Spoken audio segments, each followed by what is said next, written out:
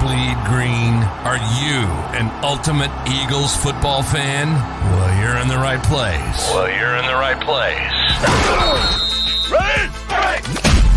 This is Birds 365, hosted by the new Mac and Mac, Jody McDonald and John McMullen. Here we go. Who collectively have covered and talked about more than 50 plus years of Eagles football. Kick off your day with Birds 365. You'll get debate. We love to argue. You'll get the real story from inside the locker room. And you'll hear from some of the great football minds from around the region. You're about to become an Eagles insider. Get in the game. Join Jody Mack and Johnny Mack and join the football community that flocks to Birds 365. Birds 365 starts right now. Welcome to the NFL. Let's go. Go.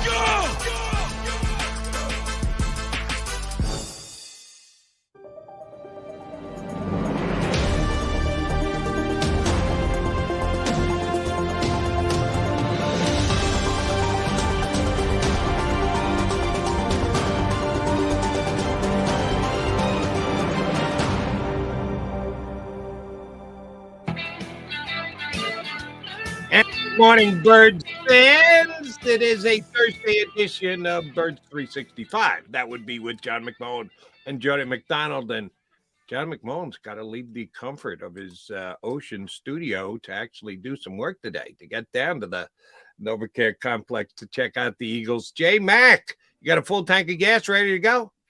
I don't have a full tank of gas. That's part of the problem. I do have to stop for gas, Jody. But, you know, don't say this stuff out loud because you sound like my wife. And my wife's like, oh, football's over. You can do this. You can do that. You can do this. You can do that. And, you know, no matter how many times I explain to her, the off season for reporters and in a lot of ways, it's more work than the regular season, which is pretty structured and, you know, game to game. It never ends in the NFL. We might not be boots on the ground at the NovaCare complex, but this team keeps us very, very busy. Well understood. Just noting that you actually have to get in the car and go. Yeah, I'm saying it's kind of easier for you today because it's right there in front of you. You're not having to dig. You can use your two eyes and see something, which is the first question I'm going to ask you today. And the media is allowed in. You get to stay for the entire practice, right? The hour or maybe under an hour or slightly over an hour. Yeah. You get to be there the whole time, right? Not just, all right, you guys can leave now. Yeah, get to be there the whole time. Only pictures and video for a very short portion of the practice, so fans get excited with that. But we don't get to, you know, you never get to film team drills or anything like that because God forbid anything gets out there. But yeah, we get to watch the whole practice. We get to watch the whole practice next week. We'll get to watch every practice in training camp. Back in the old days, we would watch every mini camp practice. Now, like everything else, scaled back. There's 6 OTAs overall. We get to watch 2 of them. One this week, one next week. And that's as much as you will see of this team until training camp in late July. Gotcha. So here's what I need John McMullen's observant eye on. And I think you'll agree with me. This is something, if you can pick up something on it, it would be well of note. And both you and me and all of our streamers would like to know. They're going to run some defensive drills. It's going to be a lot of 7-on-7s, but there'll be some 11 personnel out there on the field. And when I say 11, I mean all 11 guys, not specifically a design to it, but all 11 players on the field defensively. Jonathan Gannon is no longer here. He has been replaced by Sean Desai, who, after listening to Sean Desai, you guys did a good job with your first chance to interview him. I think you got to know the guy and see how he ticks and what his general philosophy is about playing football. but I expect there to be some differences between his defense and Jonathan Gannon's defense. It's going to be very similar. The general philosophy is right in line, but everybody does some things differently. There'll be tinkering, there'll be changes. Do you think you'll even be able to get a hint at what those changes might be in anything you're going to pick up before camp ever even opens up? Probably not. I mean, maybe from the personnel aspect of it, you might get, 3 safeties is something I'm interested in. Is he going to use 3 safeties more than 2 linebackers? But that part of that has to do with, maybe Terrell Edmonds / Sidney Brown as a rookie is better than Nicholas Morrow. So that might be just a personnel thing. If they're able to get a linebacker at some point, maybe that shifts back. But he's not going to be unveiling, looks. A lot of people have talked about overload sort of looks he used in Chicago at times that maybe are a little bit different. In other words, you put, say, Hassan Reddick and Josh Sweat on the same side and try to attack maybe a perceived weakness in that way a little bit more. He seemed to do that quite a bit in Chicago. But the base philosophy is going to be the same. And I know people don't want to hear that, but it's going to be the same. I mean, if anything, it might be a little bit closer. And maybe if you want change, hang your hat on that. Sean even mentioned it when talking about a lot of people use Vic Fangio's defense, but a lot of those people didn't learn it under Vic Fangio. He actually learned it under Vic Fangio. Jonathan Gannon didn't, Brandon Staley didn't, a bunch of people didn't. So maybe he runs it better than Jonathan Gannon. So I would try to hang my hat on that rather than expecting, crazy blitzes and all I'm sorry. I ask all the time at fans, do you want me to lie to you? I can lie to you, but that's not my thing. So it's not going to change much. They believe in what they believe in, limiting explosive plays, and trying to stop the run with light boxes and try to disguise coverage as much as possible. And if things go wrong, which you don't want, if things go wrong, maybe you start to see some changes. Maybe you start to see Nick Sirianni demanding certain things, but philosophy is the philosophy, and that part's not going to change much. Well understood. That's why I said tinkering, slight differences. It's not coming in here with a whole new look and a whole new way of doing things. That's not happening. I think we all understand that. But as you point out, good point about what Desai said. He got it directly from Vic Fangio. Others got it through others who got it through Vic Fangio. And man, what do you know what year Fangio is going into the Hall of Fame? Because with the amount of copying of his system and the credit he gets for doing it his way, he should be rubber stamped now for a spot in Canton. But I digress. We'll see how the Dolphins defense plays this year.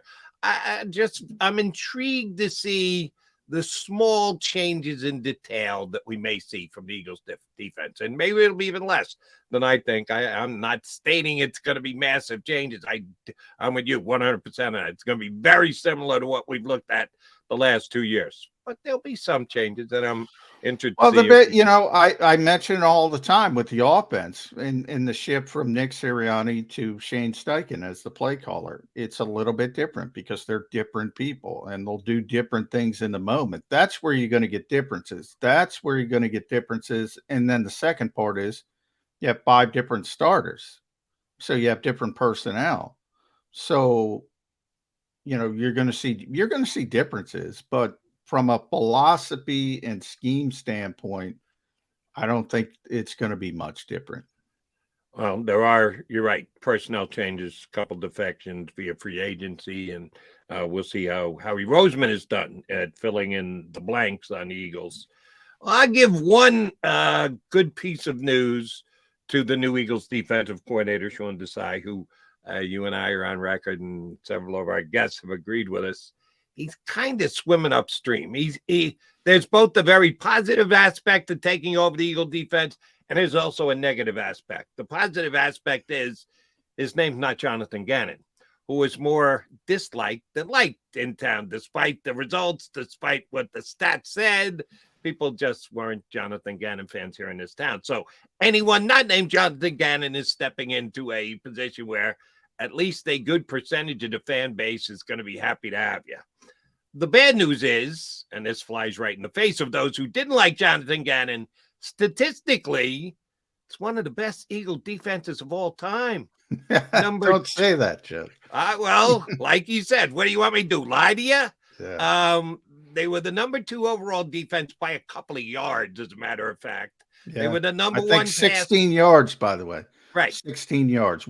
Essentially 1 yard per game, 17 games, but essentially 1 yard per game from being number 1. From being number 1. And they were the number 1 passing defense in the National Football League. So, and oh, by the way, they got almost a record-setting 70 sacks, certainly a record-setting for the Philadelphia Eagles, almost the record-setting for all time in the history of the National Football League.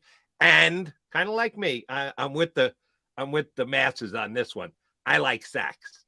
You're you can acknowledge pressure kind of guy. I want you to get home. Pressures are nice. You're right. Sometimes pressures, like the championship game against Minnesota, well documented by my partner. He brings it up every time I question pressure. First long, baby. First long. They don't get the pick. No big seven. Eagles don't. Yeah. All that's true. And there are a lot of times where you get a pressure and the guy completes a 50-yard pass and they mark it down as a pressure as if that's a great play. No, you didn't get there. And the guy completed a 50-yard touchdown.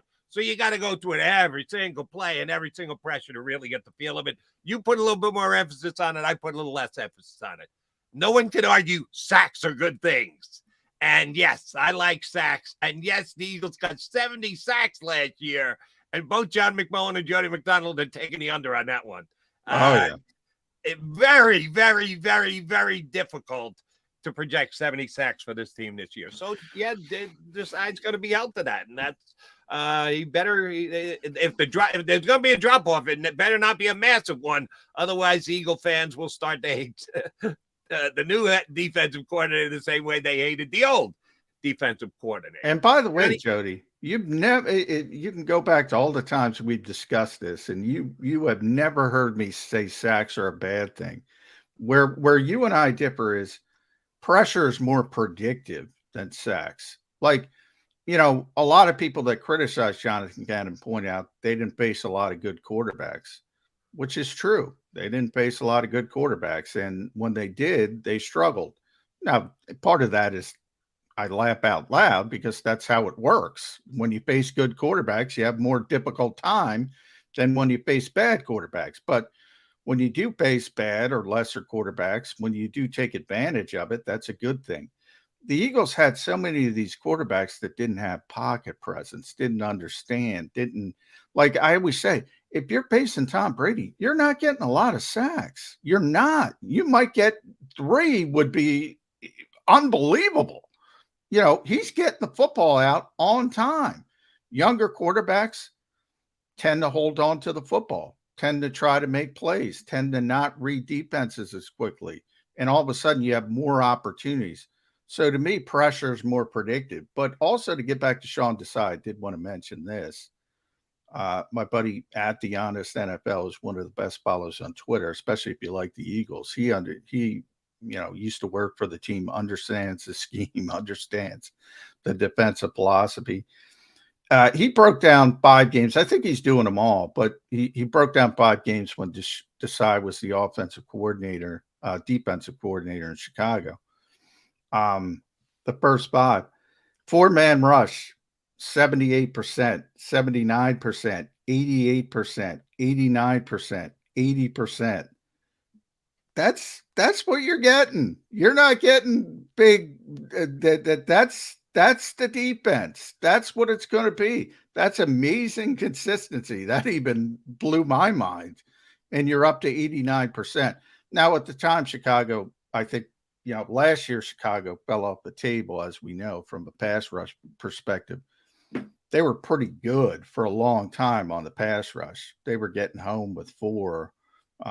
Very good defense. So, part of that is you're successful like the Eagles were last year, 70 sacks. Why the hell are you blitzing if you're getting 70 sacks? Right. It doesn't make any sense. Don't need to blitz. So, That's just that many more guys in coverage. Yeah. The last thing you want is to not get home with 4. So you shouldn't be rooting for that, is what I'm trying to say. And by the way, the Eagles should have one of the best pass rushers. They're not going to get 70 sacks, but they're still going to have one of the best pass rushes because their defensive line is so talented. Let me ask you about that defensive line. I know I'm a Bucky Brooks fan. We discuss Bucky every once in a while. More draft season than anything else, but he's a contributor for the NFL Network all year long. I think he's pretty good. You're a Bucky Brooks fan too, right? Yeah, I like Bucky. Yeah. I think he does a good job. I saw this on NFL.com, which kind of surprised me because like you and all those others who have to cover the National Football League and come up with angles and stories all the 365 days a year, he decided to break down. Have you seen what Bucky's last post was? I don't believe so. Okay, good. He broke down every unit in the National Football League. And when I say unit positionally, offensive line, defensive line, linebackers, secondary, all 32 teams, all 6 units. That's a lot of teams. Do the math. That's 180 something units. He came up with the top 5. The Eagles have 1 unit in the top 5 of all units in the National Football League. What unit do you think it is?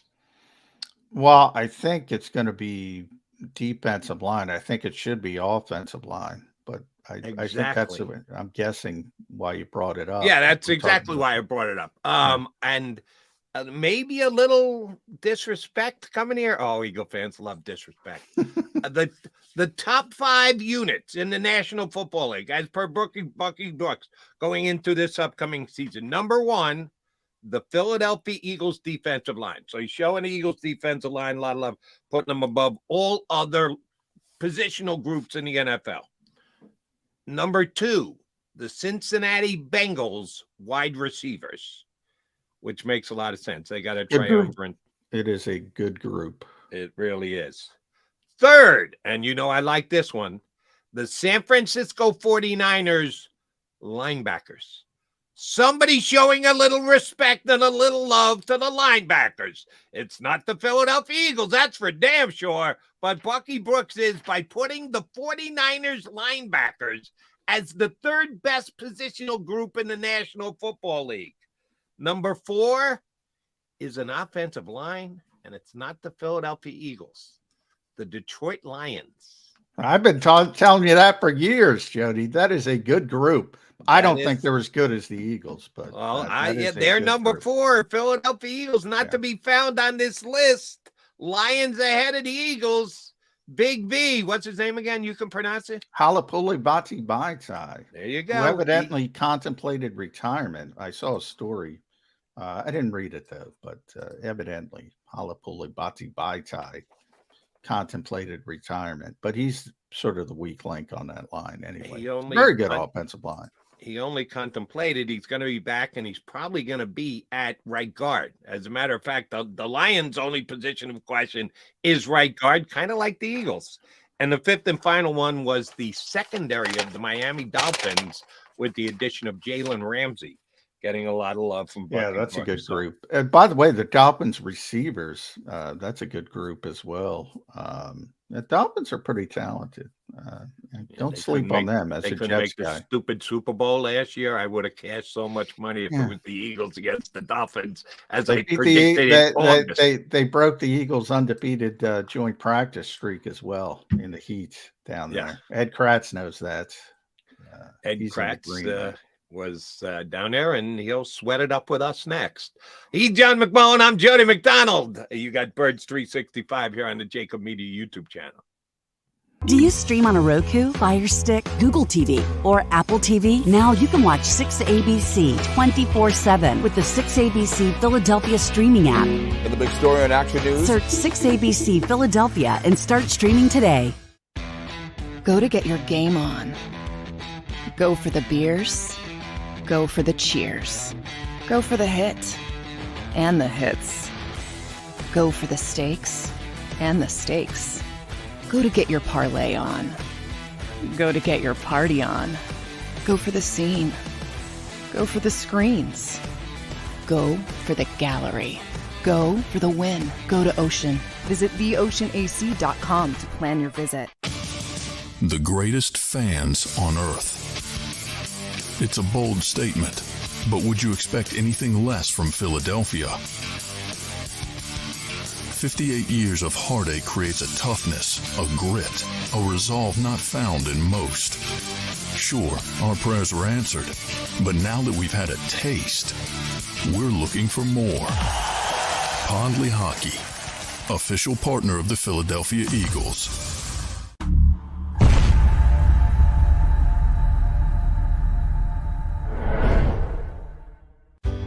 Go passionately.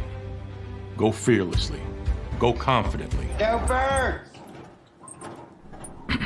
Go confidently towards your goals with First Trust, Philly's hometown bank for nearly 90 years, and the official bank of the Philadelphia Eagles. We're focused on getting you over the goal line.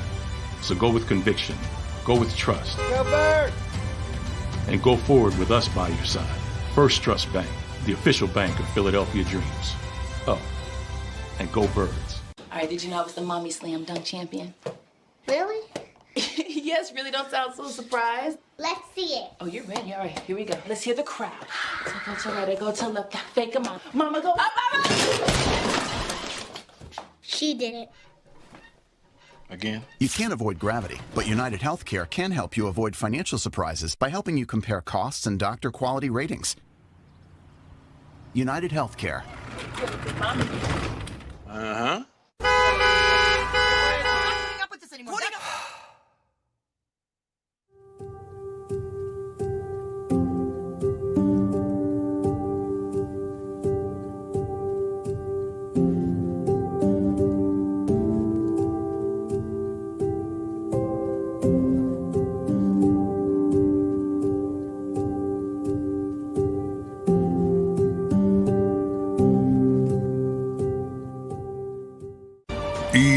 EAGLES, Eagles.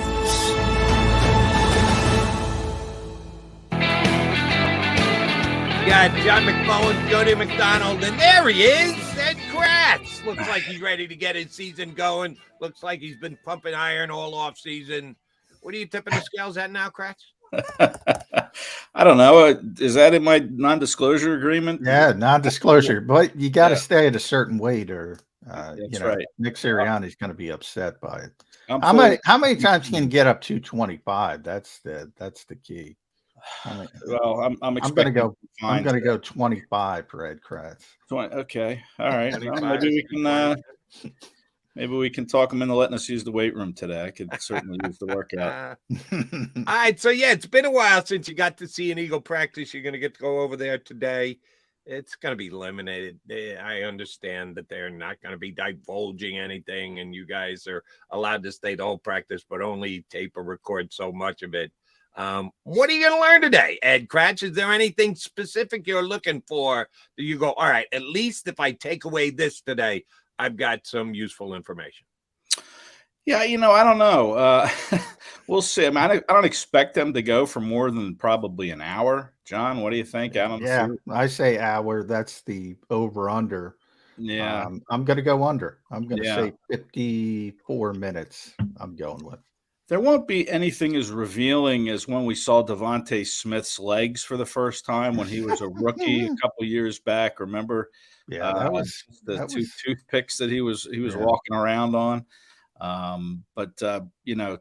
That was the biggest surprise to me when they drafted him. I was really concerned about his size, but man, that guy has held up, one of the top receivers in the league. And now he has his, second or third annual softball Allentown, Coca-Cola Park, I believe, is what Yeah. it's called up there. I saw the rosters for both teams. It's a good job by Devontae putting that together. Yeah, I wish it was in Philly. That's a long haul. I'm not going up to Allentown. But, there's no access really. So, unfortunately, it's not all that worth it for reporters. But it's a fun time. Yeah. Good charity. Absolutely. If you're in the area, you should certainly make an effort to go out there and see Devontae and friends. But, yeah, you're right. You bring up, boy, he's a really good player. I mean, what's striking, he is small, but he's weird. He's so long, and he's got big hands, and he's way more powerful than his frame would lead on to. He's really a unique player. But since you brought up receivers, I'll go to wide receiver 3, and I kind of look at it this way, Ed. I think everybody's obsessed with that label. I don't think the label's important as the role. And they might sort of go back and forth to toggle, Olamide Zaccheaus might be, if they need a slot guy, if they need an outside guy, be more Quez. Maybe even Dan Arnold, Grant Calcaterra, depending on who seizes that sort of second receiving tight end role. We know Jack Stoll's going to be the second tight end. But I think my point is you can go about it a lot of different ways, but I think everybody's obsessed with who's wide receiver 3. Maybe they piecemeal it, or am I crazy? No, you're not crazy. I mean, to me, the receiver group is a little thin. After Brown and Smith, you have Quez. You can't discount Quez. They like Quez. I know fans are disappointed in Quez for, dropping that big catch in the Super Bowl and, some inconsistencies throughout the season, not fighting for the ball and a couple throws from Gardner Minshew, and Minshew was in there. But, to get back to Jody's question a little bit, I'm kind of looking forward to seeing how Olamide Zaccheaus looks, running routes. And, we'll see that, probably against air, maybe some one-on-one drills.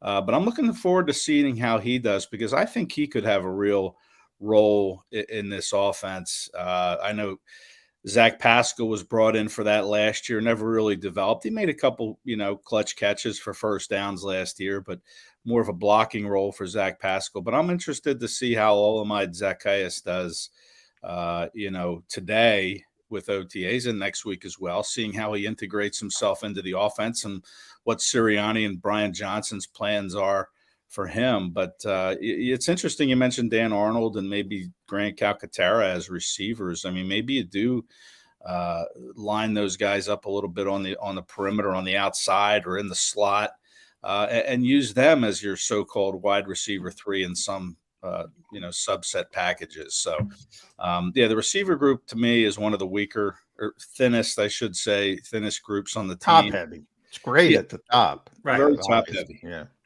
But, and even to getting back to Jody's question about what I'm looking for is I'm really excited to see Nakobe Dean, how he moves in this defense, how he takes control of this defense, see what kind of a leader he is. Jordan Davis last year when he got drafted, and then Nakobe Dean got drafted in the 3rd round, Davis said he was the commander of that Georgia defense that won their first of 2 national championships. So I'm really interested to see how, he kind of operates this defense, how comfortable he is, how he is as a leader, if he's exerting himself vocally, pointing things out, when the defense is on the field. So that to me, and linebacker like receiver to me is a pretty thin group after him and Nick Morrow, who we're not really sure, what Nicholas Morrow looks like. We haven't seen him. Signed as a free agent, was, a good player for the Bears last year. But after that, it's pretty thin. And, that's an interesting group to keep an eye on as well. Is there any doubt in either you two guys' heads that Nakobe Dean's getting a dot on his helmet? No doubts. I'm 100% on that. I might be 110%. I might make up a number. For a guy who played 32 snaps last year, so that tells you 34. Jody, don't undersell. Let's change Nakobe. He had the 34 snaps. He had like 13 tackles in the 34 snaps too. Yeah. Very instinctive player, very smart. Who else would you give the green dot to? I mean, last year I thought maybe Marcus Epps had a shot as a safety. You know, he was never going to leave the field. He never did leave the field. A smart player, had been in the defense a couple of years, but you know, we all know it was TJ Edwards that wore that dot. But I don't know who else you would give it to if not No, because you don't even have, you know, some teams do give it to a safety now, which is, you know, sort of the new age NFL. But as you mentioned, Marcus is gone. And now you have Reed Blankenship, who's a second-year player who, you know, got a decent amount of playing time, but not a ton, still a small sample size. You have Terrell Edmonds, who wasn't even here, and you have a rookie in Cindy Brown. So, I mean, to me, it's 110%. It's Nakobe. The only other option could be Nicholas Morrow. And, you know, Nicholas could do it. He's played middle linebacker before. He's played Mike linebacker. He has done it when Roquan Smith left Chicago. But I don't think the Eagles want him out there at 100% of the time. I think they're looking for an upgrade. They might get an upgrade at some point. You know, Nakobe's going to be there. You know, he's going to play. You know, he's smart just from, you know, his you know, engineering background at Georgia and his GPA. Yeah, I mean, he's going to be the leader of that defense. And that might be the biggest story of the year, to be honest, because that's a lot on a young kid's plate that Jody points out barely played last year. Yeah, and then you look at the defensive coordinator, Sean Desai, his first time in that role for the Eagles. And, you know, what's that relationship going to be like between Desai and Nakobe? I mean, you know, when you talk about OTAs, you think, well, there's not a lot you can learn, or, you know, just from a reporting standpoint, we're only there probably for an hour today and maybe an hour next week watching. But I think once these guys start putting some things on tape, you know, the Eagles have tape, you know, cameras all over the field, videoing whatever's going on that field. It's important for some of these players for sure. And the Eagles are going to be watching very closely these tapes that, you know, these players are putting out there. And Nakobe's certainly going to be one. Nicholas Morrow is another, and they'll probably make some decisions based on these couple of weeks of OTAs, exactly what they need to do, what Howie needs to do going into the summer. You know, certainly that linebacker position needs to be, I don't know, addressed perhaps. I mean, they need more to me. I mean, Christian Ellis was a nice story last year coming in and helping fortify that special teams unit, but is he a full-time linebacker or a good reserve to have? Sean Bradley's coming off of an injury. Maybe he's the guy that can be that third linebacker.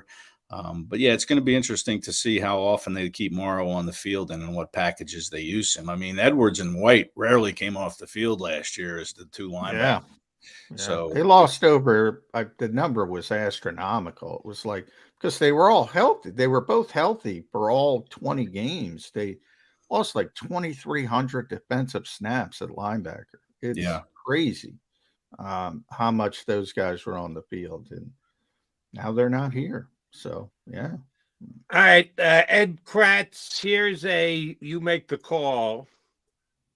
The Eagles lost two significant players to free agency this offseason.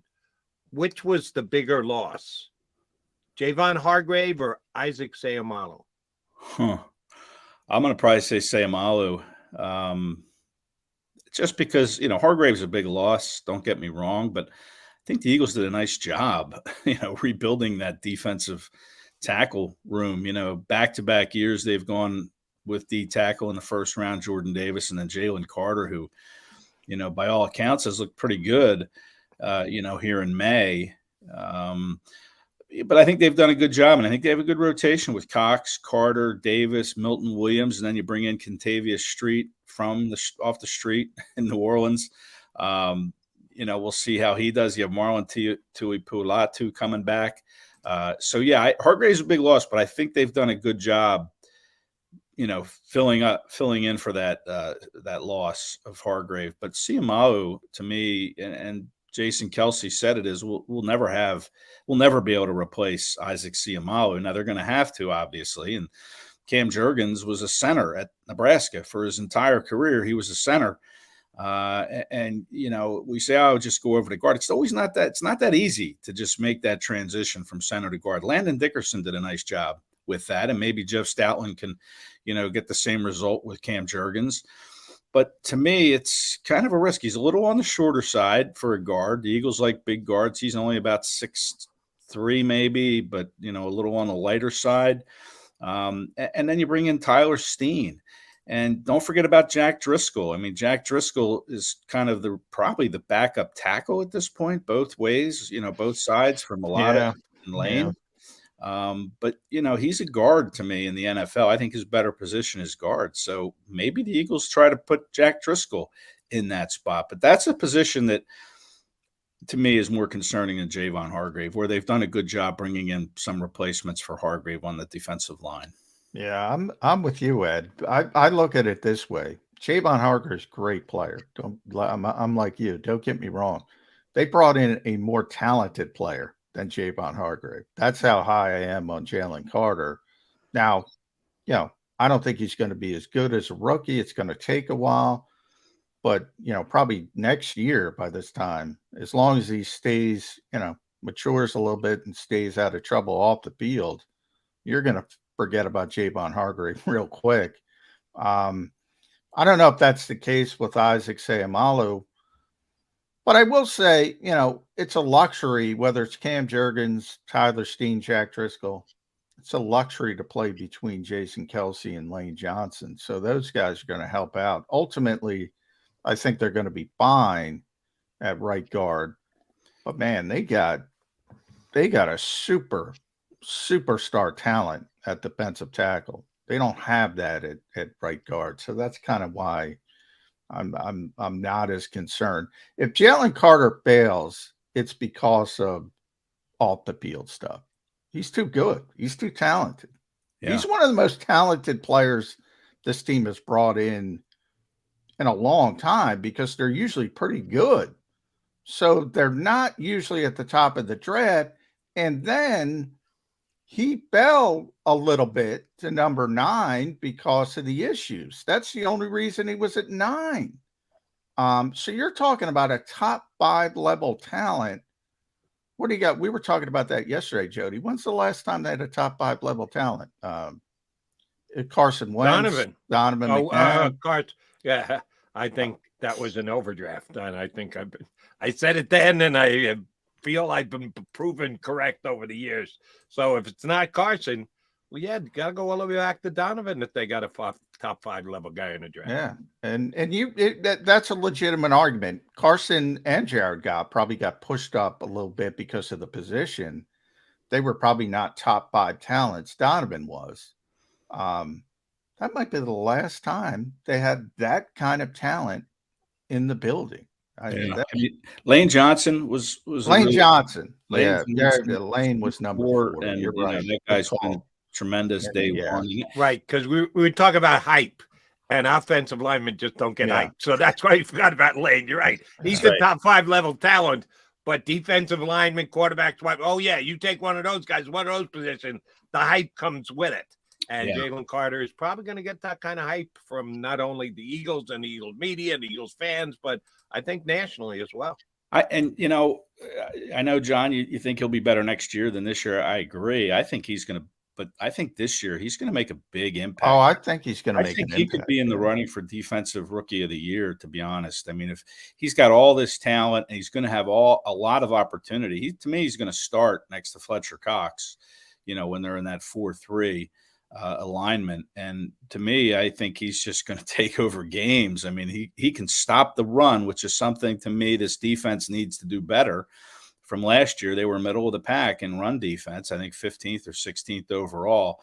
Carter can stop the run, and I think he's going to develop, some pass rush moves that'll make him even more effective. When you watch tape of Jalen Carter, he is so quick to diagnose things off of the line, and as soon as the ball is snapped, to me, I don't see how he can't make a difference this year, because he's going to have the opportunity, and he's good. He certainly has the talent. So, I expect a Defensive Rookie of the Year season from Jalen Carter.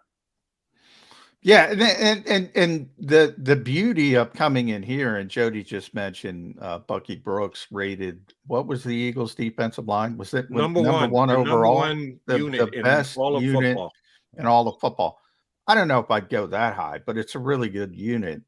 And that's the deal. You can't show up and say, we're going to double team Jalen Carter, because if you're in that 40 front, it's most likely going to be Hassan Reddick, Josh Sweat, Fletcher Cox, or Brandon Graham. Maybe they kick Brandon inside, and Jalen Carter. If you double team Jalen Carter, Hassan Reddick's going to kill you. If you double team Hassan Reddick, Jalen Carter, Josh Sweat's going to kill you. On and on and on and on. I agree. He's going to be impactful right away. And I do think I agree with Bucky Brooks. I think it is the best defensive front in football. I don't know who would be, in the conversation. Well, he says it's the best unit in football, like any unit. Offense, I think defense, the Eagles' offensive line unit is still better than the Eagles. Eagles' offensive line is still the best unit on this team. I understand they took some hits depth-wise, and with Isaac a starter is a significant hit. Andre Dillard, significant hit from a depth standpoint. Mm-hmm. But you still got 4 potential all-pro players, not Pro Bowl, all-pro players. That's pretty stinking good with Johnson, Kelce, Dickerson, Mailata. I mean, that to me is still the best group. Yeah. Except for the Detroit Lions, who we had ranked higher as the number one offensive line. The lines are really good, offensive line. Not as good as the Eagles. Probably not as proven as the Eagles. The Eagles probably, proven themselves a little more on a man-to-man basis. I mean, Penei Sewell's a really good player, and maybe he does get better and takes that next step. Frank Ragnow, I've talked for years, really good, but he's hurt a lot. How many games has Jason Kelce played in a row now, Ed? I forget the number. I always have to look that up. I think it's 141, somewhere in that. I think it's above that. I think we're in the 160s, but I could be off. I haven't looked at it in a while. I can say that it's been since the middle of 2014 that he hasn't missed a start. I mean, so, go ahead and do the math if you want. I think it was he missed maybe 4 games in the middle of the 2014 season and hasn't missed a start since, which we'll bring up our buddy, amazing, our buddy Chip Kelly, and rest in peace, Bill McGovern. But, best ability is availability. Ragnow's a great player, but he's always hurt. Kelce's always out there. That's part of it. That's part of it. All right. This is a question that I'd love to get answered today. Have you guys, Johnny will be here tomorrow, be able to answer. But here's the answer to the question, Joe. There's a good chance we're not going to have it answered until December, and it may even be longer than that. Ooh. The Eagles have a stable of running backs. And much like with the defense we were talking earlier, we expect it to be the same. There'll be little changes because Sean decides in and Gannon's out. But basically, it's going to be the same. And I look for the Eagles to keep the same usage of their running backs, even though there's been a change in offensive coordinator. Maybe Brian Johnson handles it a little bit more differently, but it is still Nick Sirianni's offense. If that's the case, if they go, hey, we're a great offense last year, here's how we broke it out, here's how we used our running backs, we want someone to replace Miles Sanders. And they're going to use that person like they did Miles Sanders, and everyone else is going to fill their role around it. Who's going to be Miles Sanders in this year's offense, Ed Krause? I think number 0 is going to be is 0 a number? I guess it is. Yeah, it's a number. Yeah, but I think it's going to be 0. DeAndre Swift. I think he's going to be the lead back of this team. Just because he can do so much. He can catch, he can run. I know Rashad Penny's here, hasn't been able to stay healthy, and maybe that's kind of part of this plan is they kind of, they don't give him that heavy load that maybe he carried in Seattle, try to keep him healthy for 17 games. And I just think DeAndre Swift is so talented and so good at being versatile that it's going to be DeAndre Swift's it's going to be him. I think he's the guy that replaces Miles Sanders. But it's nice to have pieces like Rashad Penny and Kenny Gainwell, Boston Scott to a degree when they play the Giants. But DeAndre Swift to me is a guy that you can throw the ball to. And I know they have good receiving weapons on this team, but it's also nice to be able to use your running backs out of the backfield, maybe run wheel routes, get them open in the flat and let them create. And to me, he's probably going to be, weapon number 3 or 4 for this team in the pass game. All right. My first bold prediction. Everybody's going to be excited. First time the Eagles line up in team drills.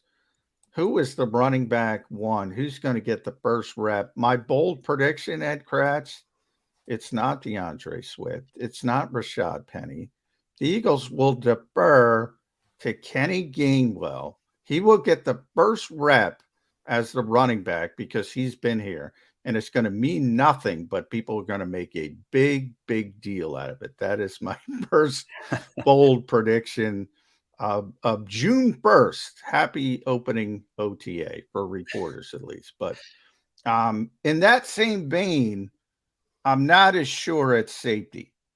When they roll out the safeties, is it going to be Reed Blankenship and Terrell Edmonds? Are they going to throw Sidney Brown into the deep end of the pool? What is it going to be at safety when they line up for the first time? Yeah, you have to be careful with the Eagles show. They do like to pander a bit to, the reporters that are watching. They don't really. This team pander? Nah. Yeah, they show us things that that don't necessarily mean a whole lot. They're just kind of giving us different looks, so we can go back and write about it, and then they can look at it and read all about it and get laugh about laughs. Yeah, exactly. Yeah. So you got to be careful. If it's Kenny Gainwell, right, at running back, I wouldn't read too much into it. But the safety is that's a good question. I don't know that much about Sidney Brown. I've since watched a little bit of film on him since they drafted him out of Illinois. And the guy is just so instinctive and so aggressive. And I'm really looking forward to seeing what he can do with this on this defense. I think he could be a starter before this season's over, whether or not it's day one, whether or not it's today, when they send the defense out there. Is he going to be lined up with the starters? I don't think so. If he is, then, that might be something that, we can take away from this. But it's interesting because the Eagles didn't get a lot from their draft picks last year. But I think, with Jalen Carter, Nolan Smith, and Sidney Brown, those 3 guys, I think, are going to play a lot of snaps this year. I really do, in some configuration. I think they're going to get a lot of reps out of those guys. And I like Sidney Brown. I like the way he plays. I think, I've seen people talking, he could be Brian Dawkins. We've heard that with Kayvon Wallace because he came from Clemson. He could be Brian Dawkins. Never really happened for Kayvon, 4th-round pick. Sidney's a 3rd. But, I just like his demeanor. I like when we met him. I like the way he talked. Yeah. Yeah, he's really impressive. He was a Red Star player. A Red Star player. Red Star player. Right. And, people made a big deal out of Buda Baker when he sort of intimated he wanted out like everybody else of Arizona. Little birdie told me the Eagles see a lot of Buda Baker and Sidney Brown. So maybe you turn the page on Buda and that $17 million salary, but maybe you get a similar player. Now that's pie in the sky, but they think he can do a lot of different things like Buda Baker. And he did. He played at Illinois. He played in the box, but he's really athletic, and they project him as the post safety because that's what they do. He's going to be. He might be the most interesting rookie from the perspective of. I know Carter's awesome. I know that. Right. I'm not as. Nolan Smith is blocked a little bit. Let's be honest, because Hassan's going to be out there. Josh Sweat's going to be out there. Brandon's going to be out there. So I think he's going to be fine. Talk about impressive people. Nolan Smith is an impressive guy. But I think he's got more of a ramp-up period like last year, as you brought up. Jordan Davis, Cam Jurgens, Nakobe Dean. I think they can afford to slow play it with him. They need Carter and Brown to play right away. And I think Brown's going to play right away. I'm with you. I don't know if it's going to be day one, but he's going to play a lot. And unless he, what's the bed, he's going to be very, in many ways, the most intriguing player in this draft. The best news about Brown is, okay, maybe it's not day one for him, but they've got him for 4 years, right, on his rookie contract. And that's a position where they need some cheap labor. The price of safeties has really risen dramatically. And to be able to have a player like Brown, and if developed properly, which I don't see any reason why he wouldn't, if he can stay healthy. I mean, this is a guy now that you have for 4 years under control on a third-round rookie contract. I mean, that's the best news of all about Sidney Brown, is I think he's going to outplay that rookie contract over the course of his time here in Philadelphia. And as far as Smith goes, I kind of disagree a little bit. I just think Brandon Graham's a 20-snap player. Derek Barnett's coming back. I don't know what he's going to have. I know June 1st, his contract, maybe they could move on from him. It's a little cheaper to do so. I don't think they will, because again, that edge spot is somewhere where they need some depth. And I think with Graham playing 20 snaps, maybe Barnett plays 10 snaps. I think Nolan Smith is going to be playing more snaps than people think, just based on him probably being the third or fourth defensive end or edge rush or whatever you want to call him on this team. And he's a guy that can play some linebacker too. He can cover for you as well. So I think that versatility that he brings is going to give him more snaps than maybe people think. All right, so you hedged pretty well there. I'm going to tie you down here, Ed Kratz. Derek Barnett's role this year, here, there, everywhere. What's going to happen with Derek Barnett if he is a guy who you say they don't need because Smith's ready to step in and start, or no, they want to go cautiously with Smith, as John suggested, they can go slow because they've got options. How does Derek Barnett fit into all of this?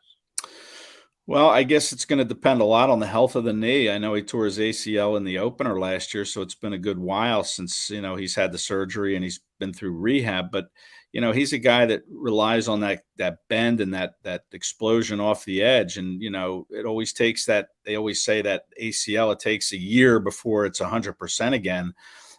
So I guess the health of the knee and how effective he can be is going to dictate that. But he's a guy that's playing for his football career. This is the last year of his contract. He's 27 years old. I mean, he's still in his prime, but he needs to have the kind of year that's going to entice teams to say, hey, maybe he can help us next year.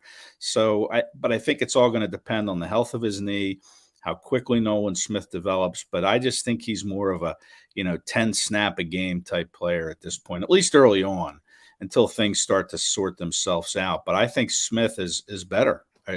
He's a better player. He's the future. And I don't see the Eagles kind of blunting that with Derek Barnett kind of gumming up the works. At Kratz E, make sure you follow Ed on Twitter. He will be down there today, si.com/NFL/Eagles. The biggest question of all, I think you're ready for this one, Ed. The most important decision of all, Ty Zettner against Aaron Cepas. Aaron Cepas finally has some in-house competition. Is it competition, or is this just, hey, we'll bring in somebody to shut people up and Aaron's still going to be the guy? Do the Eagles even care about punters? Because every time they're plus 50, they're going to go for it anyway. But they should after they saw the Super Bowl. I mean, hey, one bad punt can hurt you pretty badly. And that's kind of what happened with Kadarius Toney. Ty Zettner have a real chance. Yeah, I absolutely do. I think he has a real chance. I mean, they haven't brought in any competition for Cepas since he's been here. I think this will be his third year. And it's nice to bring somebody in, because when Cepas got hurt last year, they were scrambling. They brought in Brett Kern, who really had nothing left in that leg, 17-year career, whatever it was. So now you're getting a look at Zettner. Even if he doesn't win the job, at least you see him, you get to know him. He becomes familiar with the building and whatnot. But I think he's legitimate competition for Aaron Sipas, and might have to work our way over to the special teams area of the field here today to see exactly how that. We'll bump into Jimmy Kempski. He'll be there. Yeah, yep. With his notebook charting punts and this and that, but yeah, I think it's legit competition. I think Zettner has a chance to wrest the job away from Aaron Sipas. Maybe the most important question of all: what SPF are you rocking today? Just in case the little. Oh, that's very important for me. McMullen's got to be up higher than you. You got at least some color to you, Kratz. But are you going skin protection out there in the sun? Yeah, I do have, I'm a half Italian. My mother's Italian, so I do have that Italian, Sicilian. You got the bucket hat ready to go. It's first hot day. First hot day. It's been nice. Now it's going to be hot today. Yes, it is. But I do have a hat, and I always carry the SPF 70. 70, yeah. That's what I have. Neutrogena 70. Yeah. So I'll definitely be slathering some of that on the exposed parts, if you will. Yeah, when you're an old guy, man, you gotta do it. You don't want to get in there with gotta take care. Exactly right. Jeff Stoutland told us that story. He had to have his ears clipped. Always wears the bucket hats now. Yeah, always. Nobody wants that. Nobody wants the ears clipped. Yeah. Yikes. This is something we don't need details on. We'll be wrapping this up now. Jeff Stoutland's ears clippings. No, thank you. Eddie Kratz, always a pleasure, brother. Thanks. We'll be reaching back in a couple of weeks. We'll get you back on. Have a good time standing next to McMullen today. Thanks, guys. See ya. Thanks, Ed. Ed Kratz, SI, here with us on Birds 365. All right, Jody Mac coming back. Still got an hour and change to play. We got another good guest joining us next hour. That'd be our buddy Damo. Paul Domwich going to jump aboard here on Birds 365.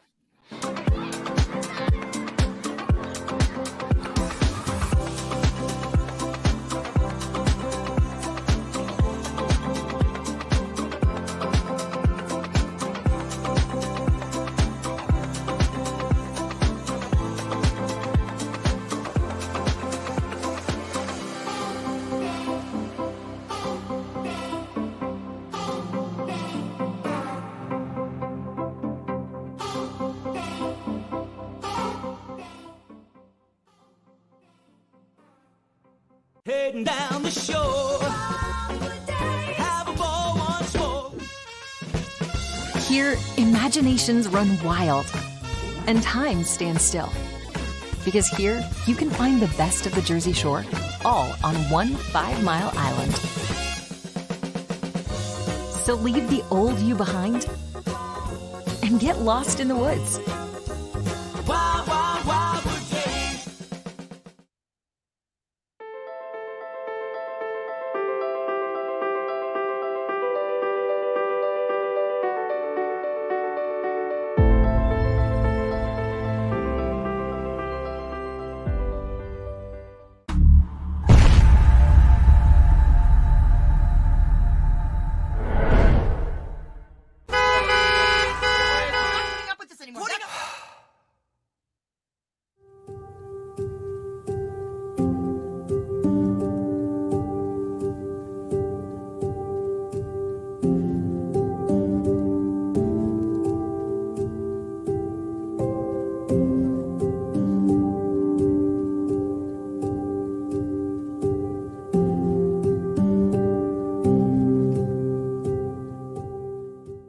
Score and save in southeastern PA and Delaware with Colony Pools this football season, and let the experts close your pool with a custom Merlin safety cover in green for the birds. And if you join our Winter Watch team, we'll give you another 20% off, and Colony Pools will handle it all. Keep your tiles on your pool, not in your pool.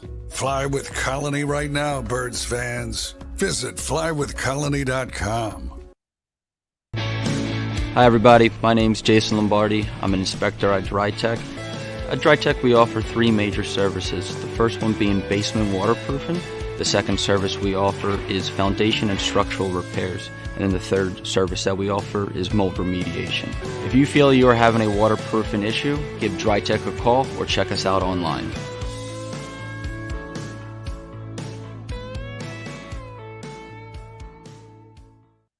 EAGLES, Eagles.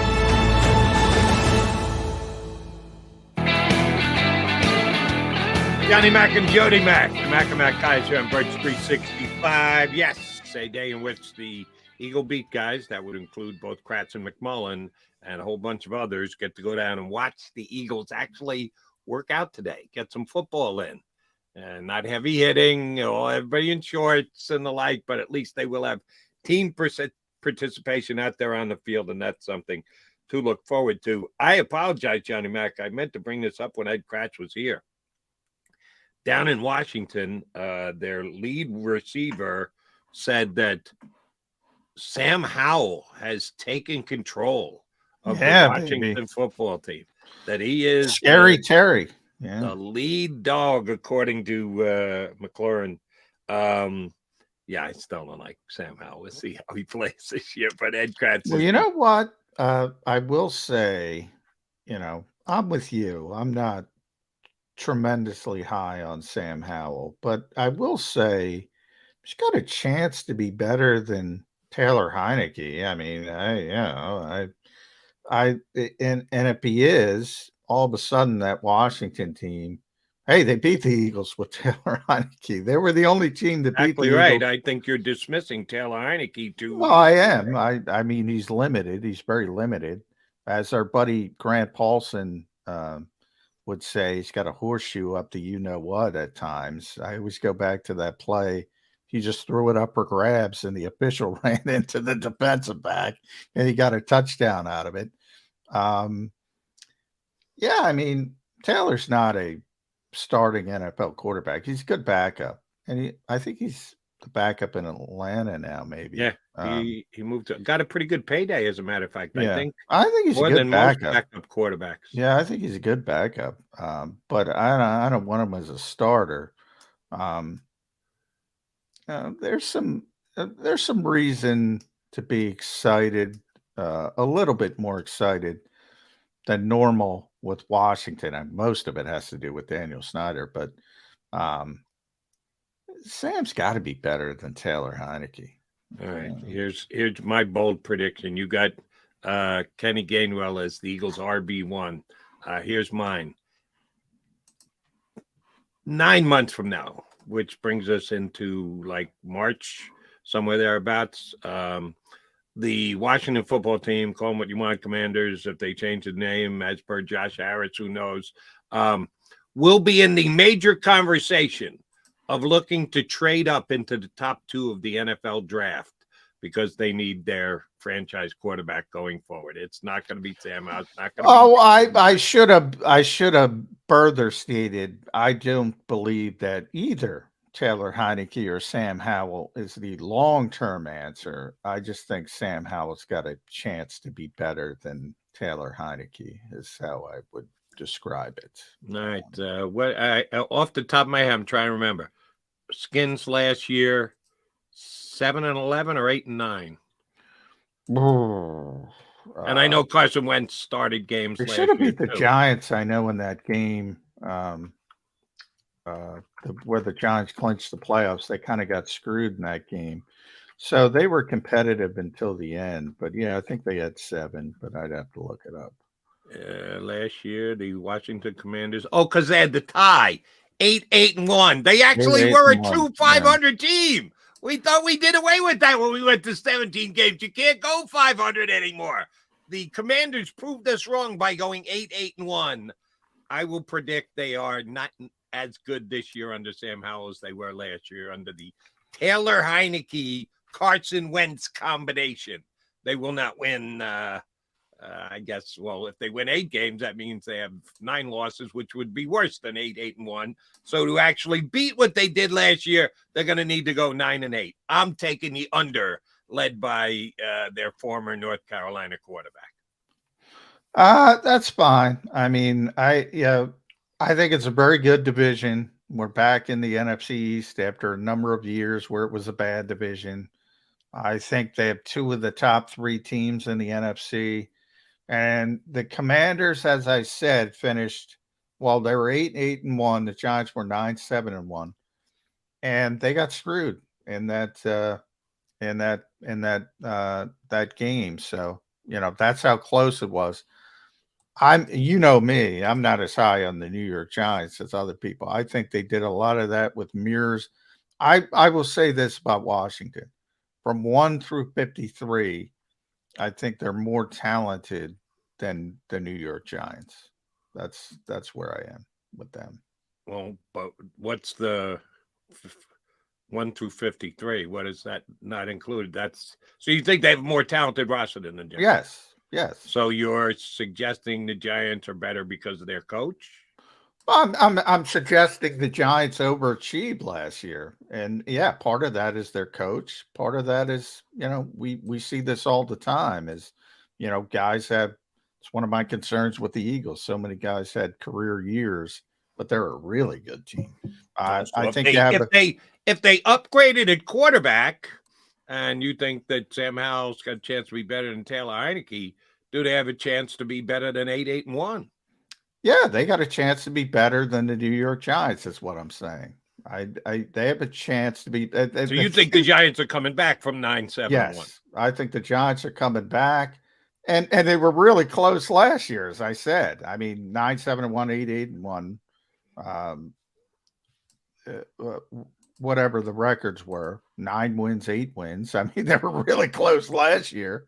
Yeah, I think they have more talent than the New York Giants. Now, the Eagles are clearly number 1. The Cowboys are clearly number 2.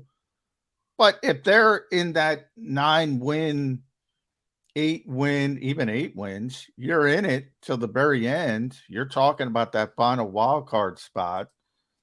They could have the Giants wild card spot this year.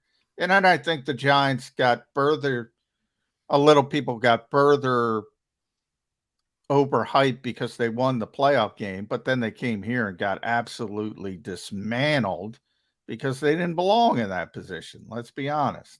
They got this, what was the score? 38-7. They got dismantled in that game. So I think Washington has a chance to be better than the New York Giants in the NFC East, which isn't even a bold prediction. I think you could argue they were better than them last year. Here's how it becomes bold, by saying, I think the Commanders will finish ahead of the Giants. Then it's a bold prediction. If you say they might be better, you're right. That's not bold because you're hedging. So do you want to go bold or no?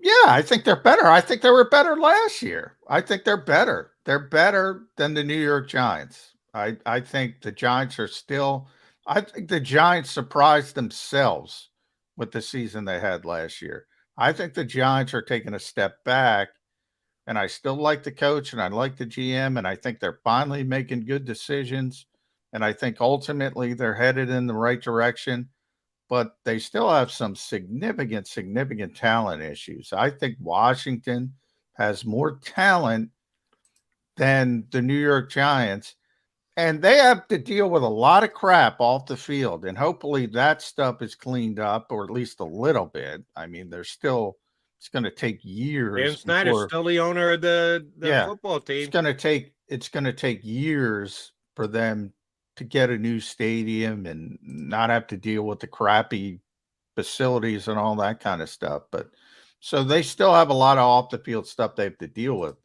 But yeah, I don't even think that's a bold statement. They have more talent than the New York Giants. Yeah, I would disagree. I think Giants had a good draft.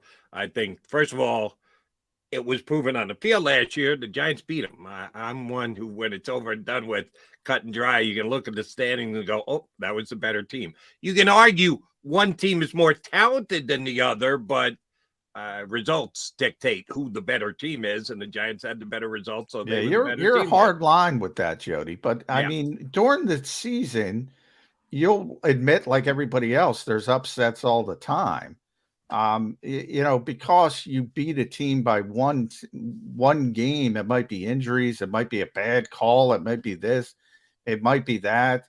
That is not definitive slam. Like if you win 14 games like the Eagles and you're comparing them to a 8-win team, the Eagles are significantly better. If you're comparing a 9-win team to an 8-win team, I mean, I got to look at every little dot point along the way.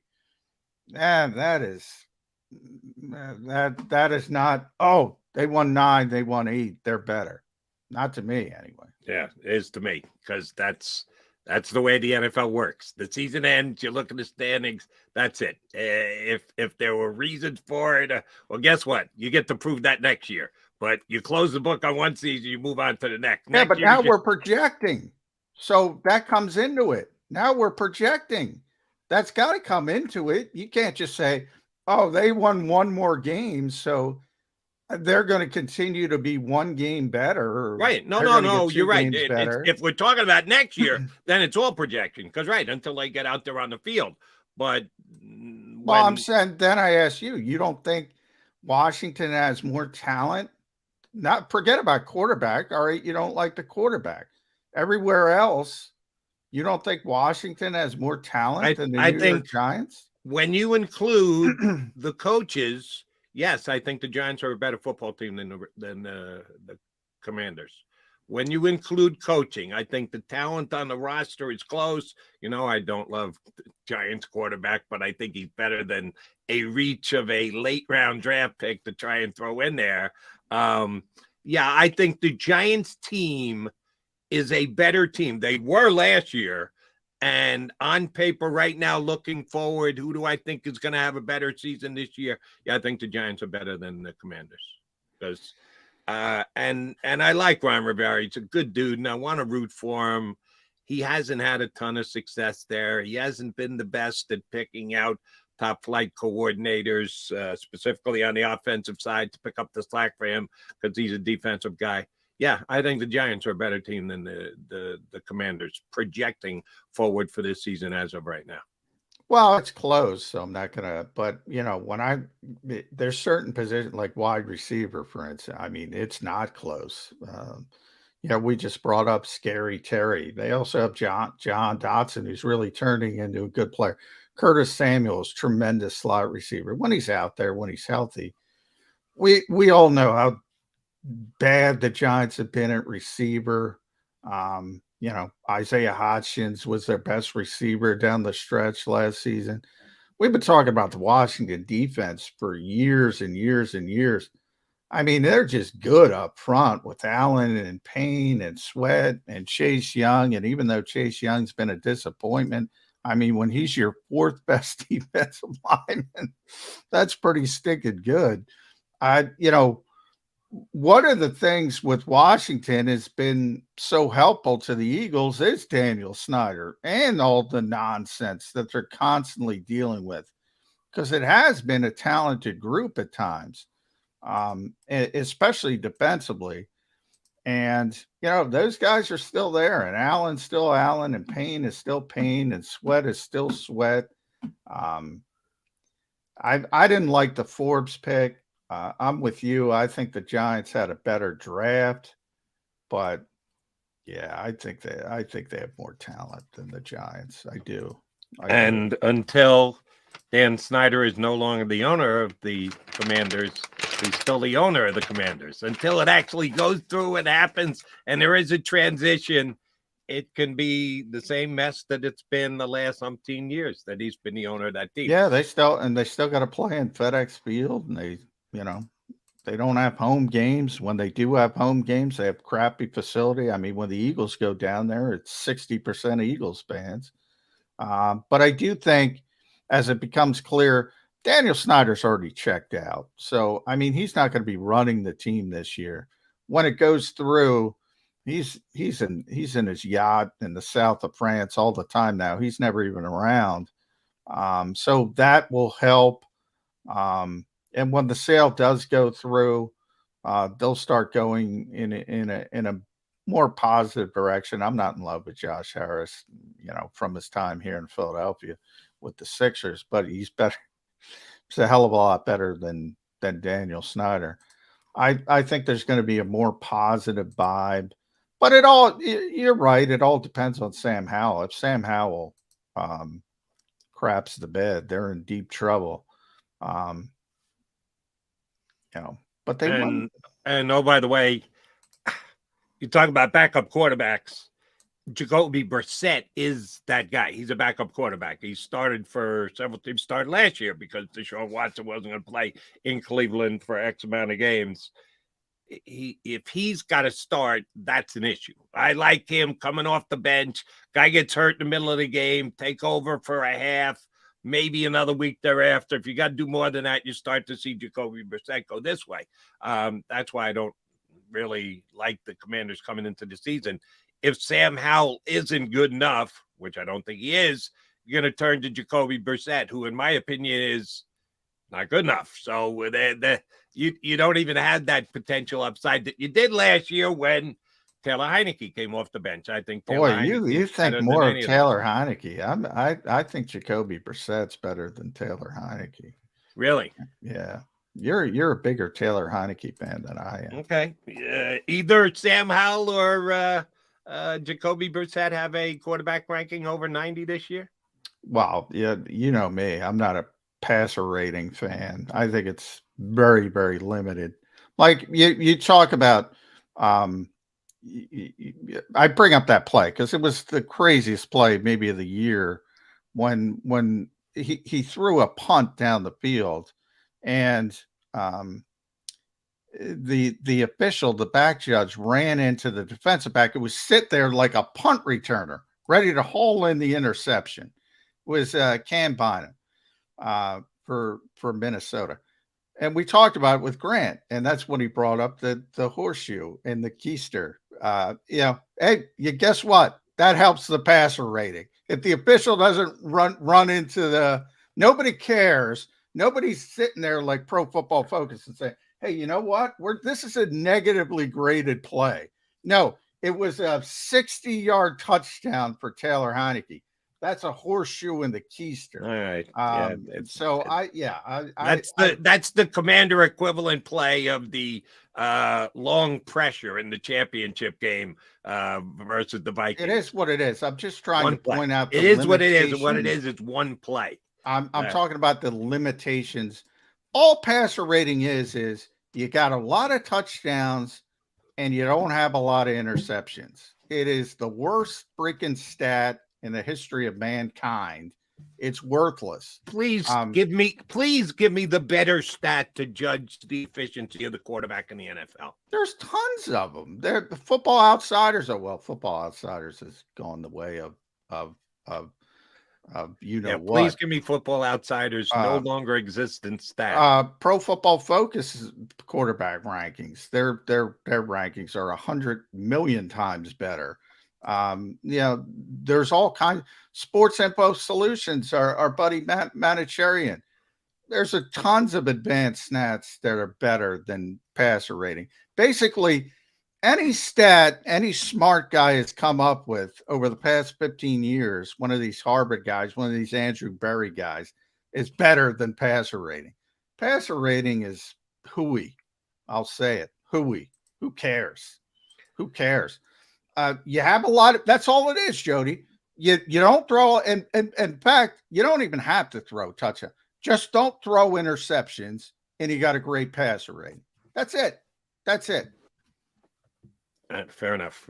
You dismiss it. I still think it's a legitimate way to rank players. It's imperfect. They're all imperfect. There is no perfect stat, but I still think that one is effective enough to use to judge how quarterbacks play. He's John McMullen. I'm Jody McDonald. Coming back, we've got Paul Domwich on Pro Football Focus. Pro Football Focus. I got Pro Football Focus on the mind. From the 33rd team, joining us next here on Birds 365. Do you stream on a Roku, Fire Stick, Google TV, or Apple TV? Now you can watch 6ABC 24/7 with the 6ABC Philadelphia streaming app. For the big story on Action News, search 6ABC Philadelphia and start streaming today. Go to get your game on. Go for the beers. Go for the cheers. Go for the hit and the hits. Go for the stakes and the stakes. Go to get your parlay on.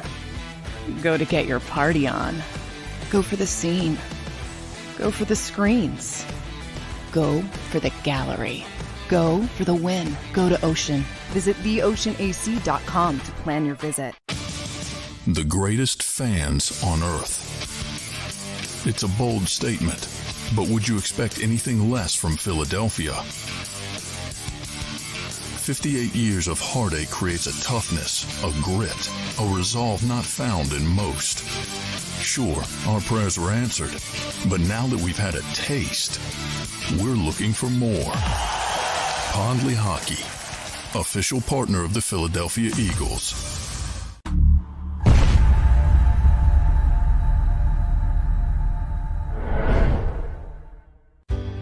Go passionately. Go fearlessly. Go confidently. Go Birds! Go confidently towards your goals with First Trust, Philly's hometown bank for nearly 90 years, and the official bank of the Philadelphia Eagles. We're focused on getting you over the goal line. So go with conviction, go with trust, Go Birds! and go forward with us by your side. First Trust Bank, the official bank of Philadelphia Dreams. Oh, and go Birds. All right, did you know I was the mommy slam dunk champion? Really? Yes, really don't sound so surprised. Let's see it. Oh, you're ready. All right, here we go. Let's hear the crowd. So go to right, I go to left. Fake 'em out. Mama, go up, mama! She did it. Again? You can't avoid gravity, but United Healthcare can help you avoid financial surprises by helping you compare costs and doctor quality ratings. United Healthcare. Uh-huh.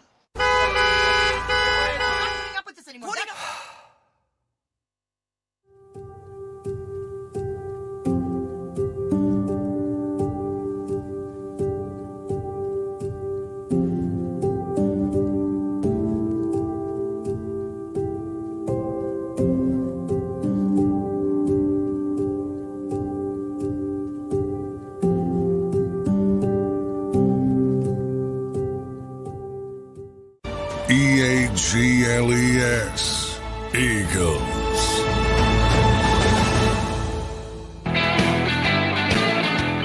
That's what you got here on Birds 365. Fucking EAGLES, Eagles.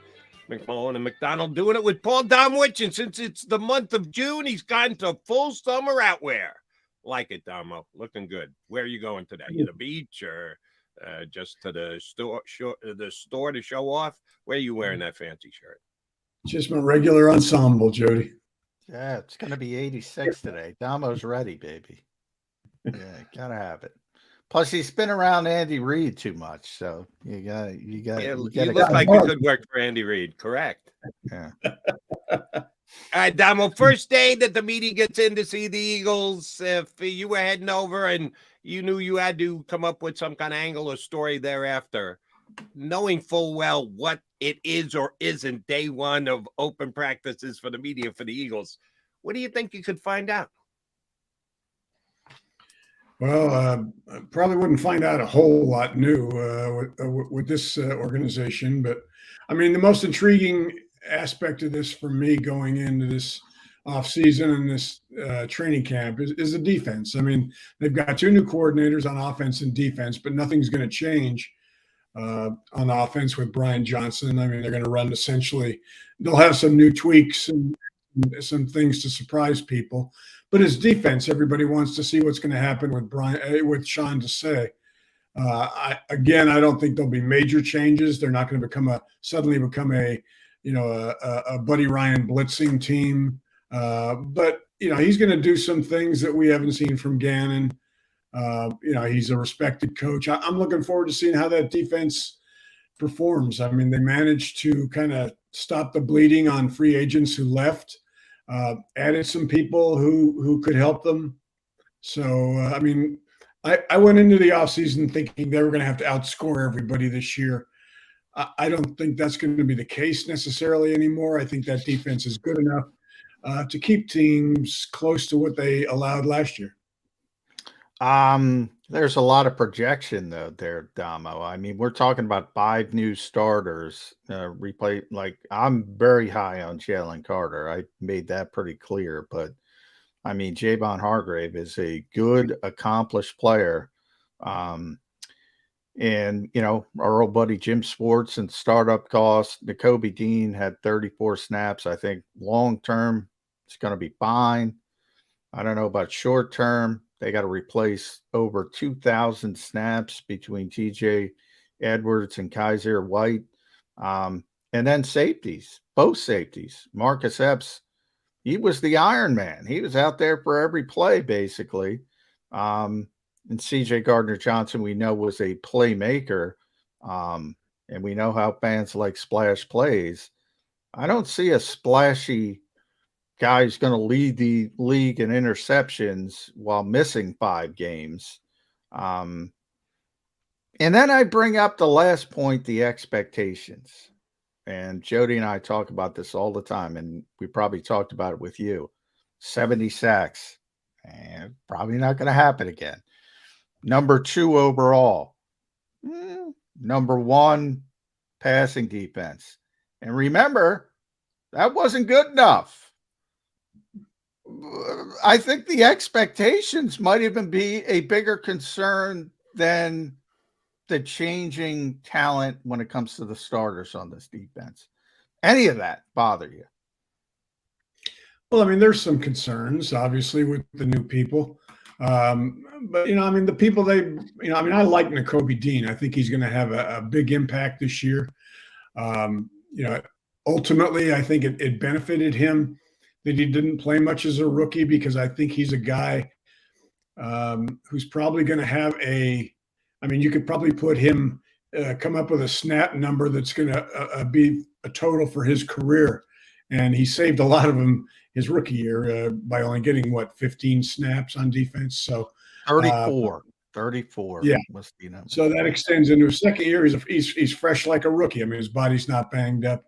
And you're right about Carter. I mean, that's what I'm most intrigued about, is to see how Desai uses his front 4. He's not going to blitz, but what he's going to do differently from Gannon is move these people around in some unorthodox looks.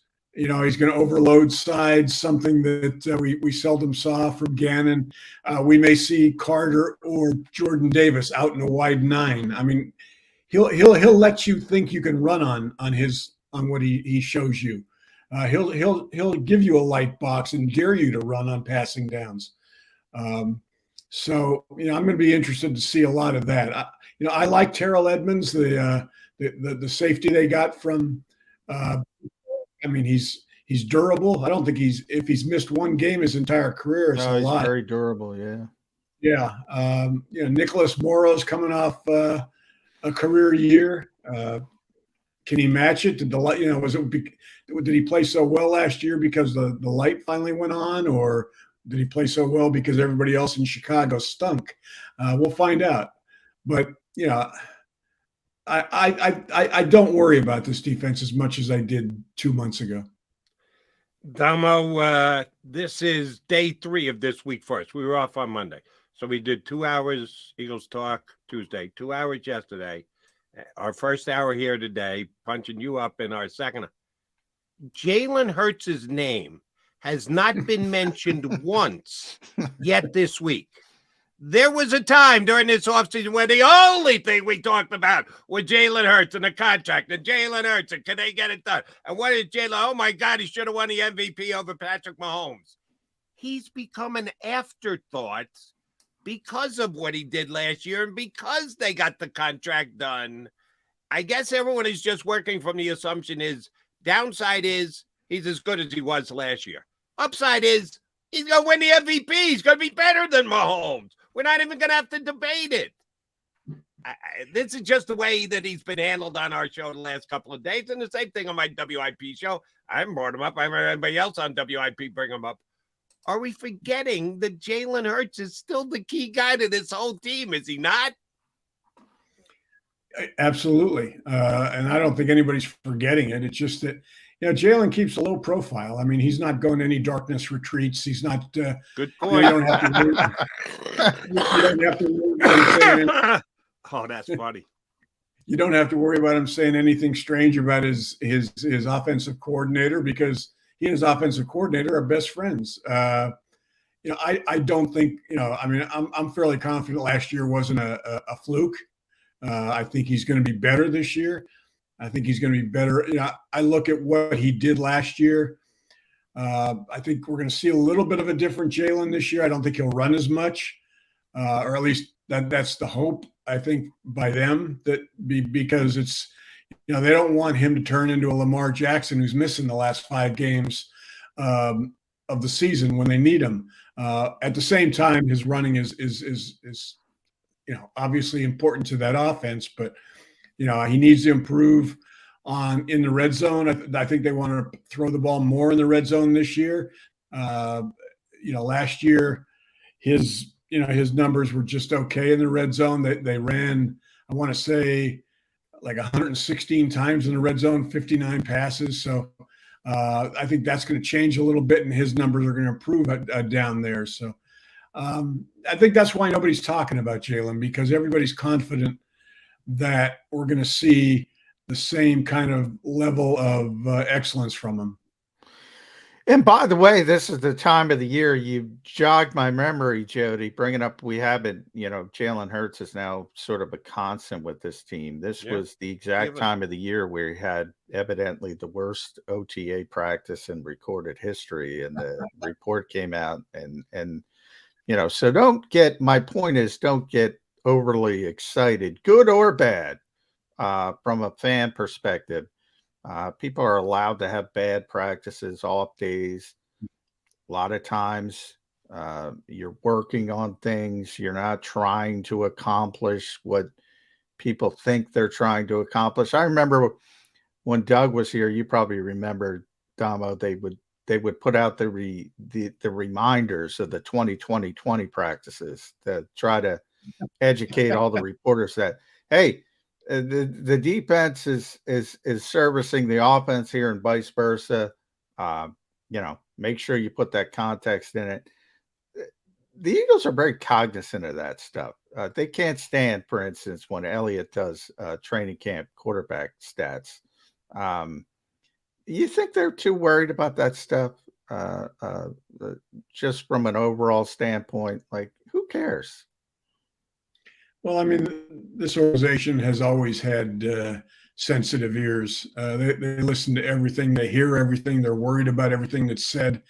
And that emanates from Howie. I mean, because that's how he's, I mean, Howie has been sensitive to what people have said since he got into the league. So that doesn't surprise me. I don't think it affects them. I mean, and these 6, what do they got? 6 OTAs. I mean, 6. I don't know. 6. Are they even going to have 11 on 11s? I don't think they are they? They're allowed to. We'll see. I know. But, yeah, they their approach here. Their approach is they did have some last year, but I mean, it doesn't. The only thing I'd look at is 7-on-7s, because basically, as you know, Damo, when you got the jersey on, and what defensive linemen off, but they're just standing there. All right, what is the point of this? Occasionally, you run a running play to, I don't know, get Kenny Gainwell's hamstrings loosened up. You're not going to learn anything from that. But with 7-on-7, you can kind of at least get a feel for the athleticism of the linebackers, the back seven, the corners, the safeties, and obviously the receivers. Other than that, I mean, I think the Eagles, and I said this yesterday on the show, you can have 10 OTA practices in 3 days of mandatory minicamp. So 13 overall practices. They use 6. That tells you all you need to know. They don't care. And I don't necessarily disagree with them. I don't know how much value there is in this kind of stuff. Yeah, it's funny. I mean, I went into the last off season thinking this was a curious way to do things. I was skeptical about their approach to reducing everything as far as OTAs, not having mandatory minicamp. Them and Cincinnati were the only teams last year that did not have mandatory minicamps. Where did both of those teams end up? Yeah, in the Final Four. So I mean, that convinced me. And the Eagles had a quarterback who had 1 year of experience, and you're thinking, you're thinking he needs as many reps as he can get.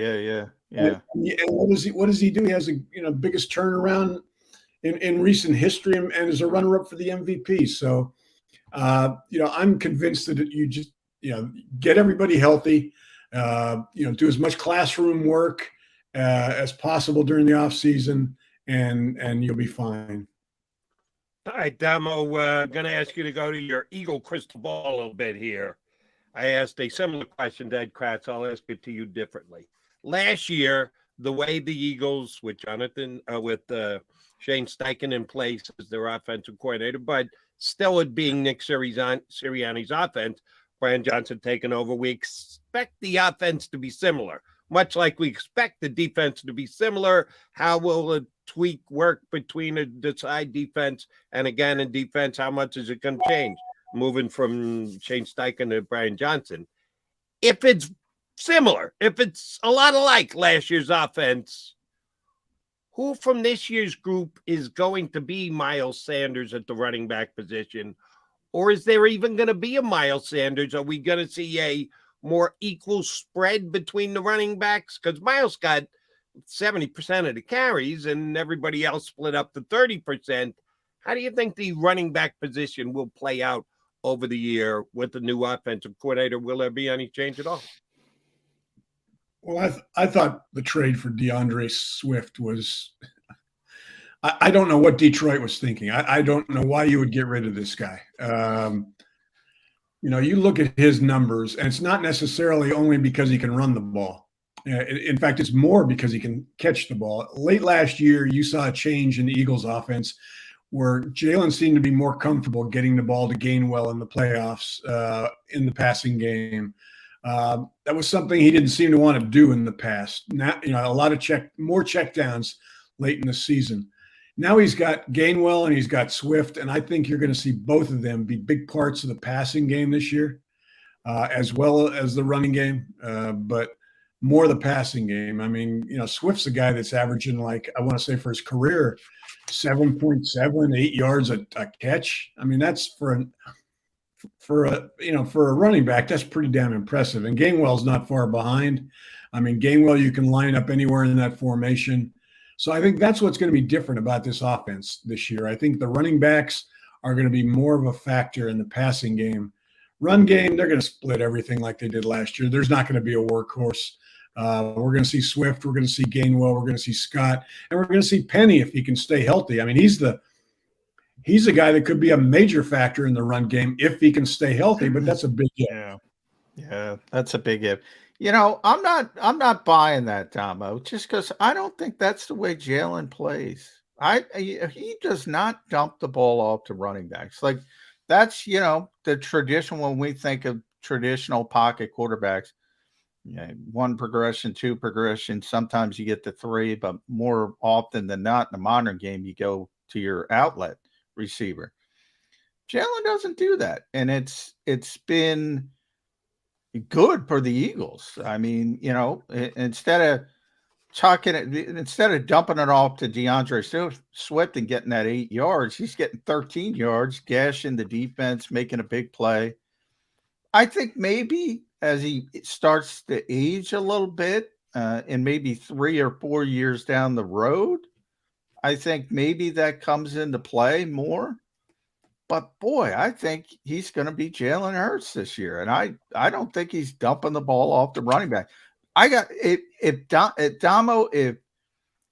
Kenny Gainwell was out with the Chargers, I think he'd already have 60, 70 catches a season. I think he's a great receiving back, but we just don't know it because we don't see it because the Eagles don't dump the ball off to their backs.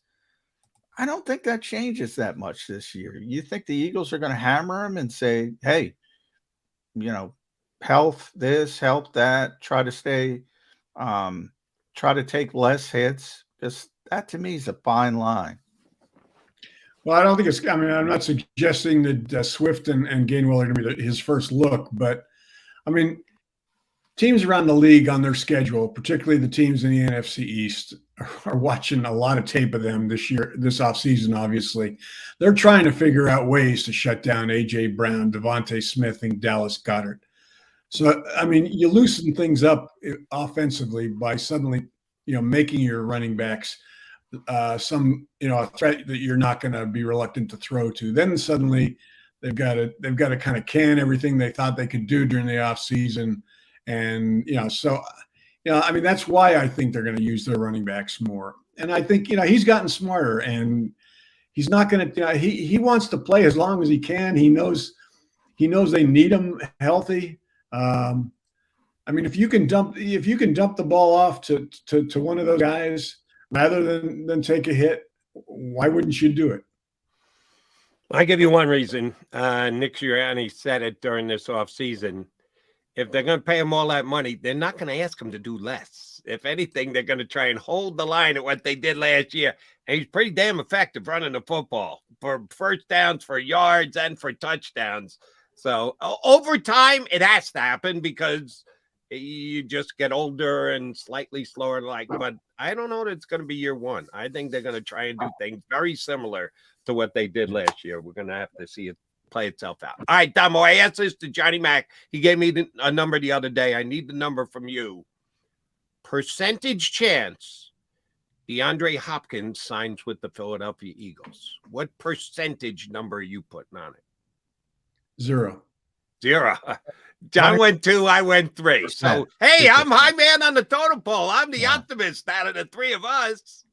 Yeah. My 2% is tied to A.J. Brown or Devontae Smith getting hurt at OTAs. That's where I put 2% in there. But they don't do anything. So it's pretty low.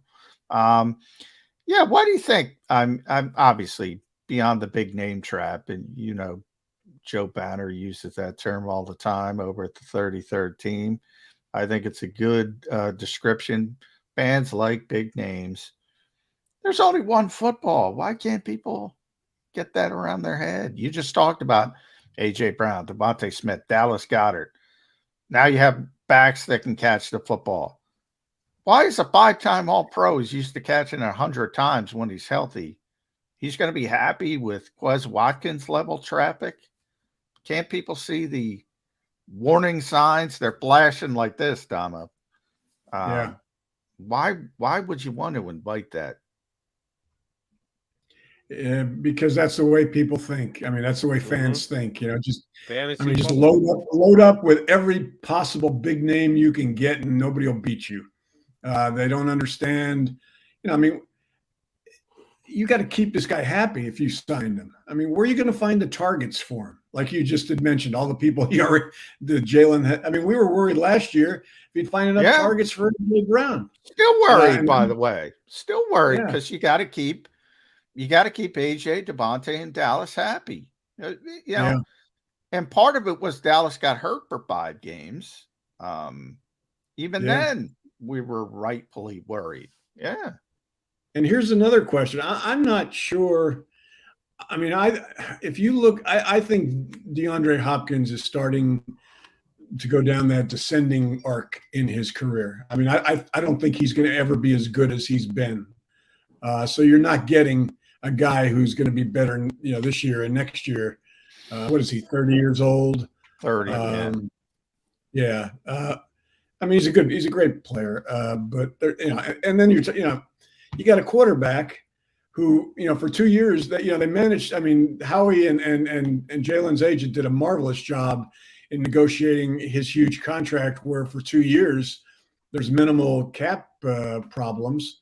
But then then there is. And so, how do you bring this guy aboard unless you're, trying to figure out a way to just keep him for 1 year? And that makes no sense. So, I don't see it. I don't think Howie's intrigued by it. But he's a big name, so people want to talk about it. So that's why I wanted to give you a chance to put a 0 on the board rather than a McMullen 2 or a McDonald 3. Yeah, we're being realistic like this, or at least we're trying. All right, here's kind of a tough question to answer. It's all projection. The Eagles had a practice yesterday. Then they had an off day. Hey, which allowed Jason Kelce to go to a soccer game and chug a beer that went viral. So, I love Jason in the way that he's out there for everybody. But we're all looking at this as possibly Kelce's last year. Some people have been doing it rightfully so for 5 years because he's at least left the door open to I could walk away. And he keeps coming back and coming back and coming back. And the Eagles and all their fans should be thankful for that. But now we're another year down the road. And he had another phenomenal year. And they're going to have the season that they're going to have. Is it a fair question asked during the season for a guy like Johnny Mack or you, if you're going in to specifically cover the team? Is it an unwritten rule that you stay away from it? Will he bring it up, do you think? How do you think Jason Kelce's season plays through the media and a look toward the future this year? I mean, at some point here early on, he's going to be asked if this is his last year. He'll say, like every other year, he's going to play it by ear. He'll wait till the end of the season and see how he feels. I mean, that's the answer he gives every year. I'm shocked. I mean, but yet this is a guy that's coming off what might have been the best season of his career at the age of 35, right? 35. Yeah. So, I don't put any, I mean, I know how hard it is for these guys to walk away and especially walk away when you're playing at the top of your game, I mean, there's no way of telling what's going to happen. So he'll be asked once, Jody. And that'll pretty much be it, unless he starts getting hurt or playing poorly. Then there'll be speculation. But if he plays like he does last year, it won't come up again. It'll come up once, and then we'll wait till the end of the season and ask him again. Yeah, and it's been that way. Lane kind of let the cat out of the bag last season, Damo, that this was Jason had told some players he's close to on the team that was probably going to be it for him. And he changed his mind anyway. So it doesn't matter. I mean, he can change his mind. And he's been pretty consistent. He said he's gotten some good advice, and Jeff Stoutland has told him there's going to be a day you wake up and you don't want to play anymore. And he told Stout that I don't think that's ever going to happen because he loves playing the game so much. And Stout said, no, it's going to happen. And it happens to everybody because he wants to play at a high level, number one, and you can't keep playing like an all-pro at 35, although he did, 36, 37, 30. At some point, it's going to come. I do think this is it from the perspective of he's having so much fun doing that podcast with Travis and doing everything else he's doing. And the Eagles give him all this deference. Like, he doesn't practice. He's talking about he's the only guy who loves Thursday night football because he doesn't have to practice. They give him all these maintenance days.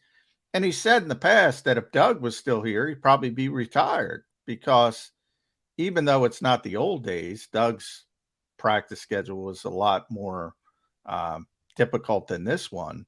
So you have all these perfect pieces that have kept Jason Kelce going and going and going. But it is interesting.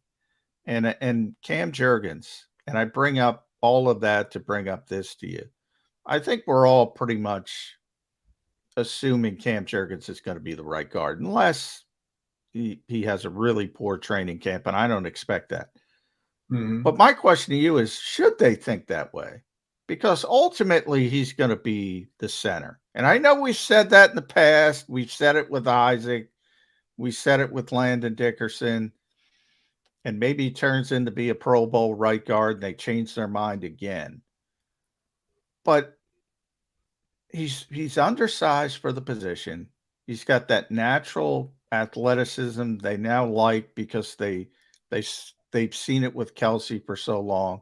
They drafted Tyler Steen, who's got the Brandon Brooks body type. They want that big player at guard to sort of – part of the reasons they like big players at guard is to protect Kelce.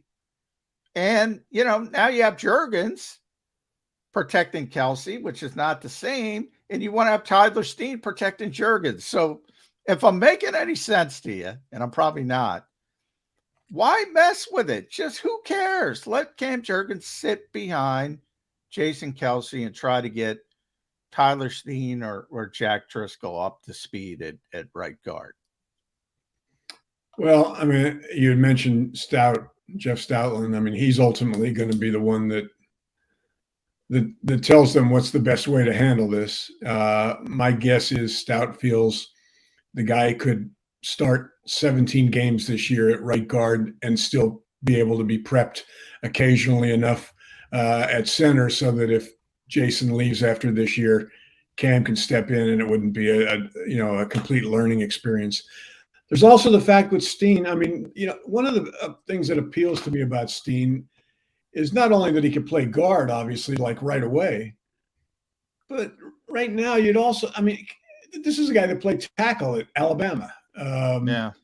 It's a hell of a swing weapon to have as a backup in case Lane misses a couple of games, in case Jordan Mailata strains a calf for a couple of games. So, I don't know. I don't think there's a bad solution to this. I'm fine with them. I think Cam Jurgens will be just fine if he plays right guard, because Stout will know whatever. I mean, I'm a believer. I mean, Jeff Stoutland convinced me a long time ago that he's the best. Next to Howard Mudd, the best offensive line coach that maybe ever lived. So whatever he decides, I think will probably he'll know whether Jurgens is ready, whether he can hold up at right guard, whether having two undersized guys playing next to each other is the right way to go or not. All right, let me follow up John's question, and then we'll let you run, Donald. Thank you, as always, for jumping in with us.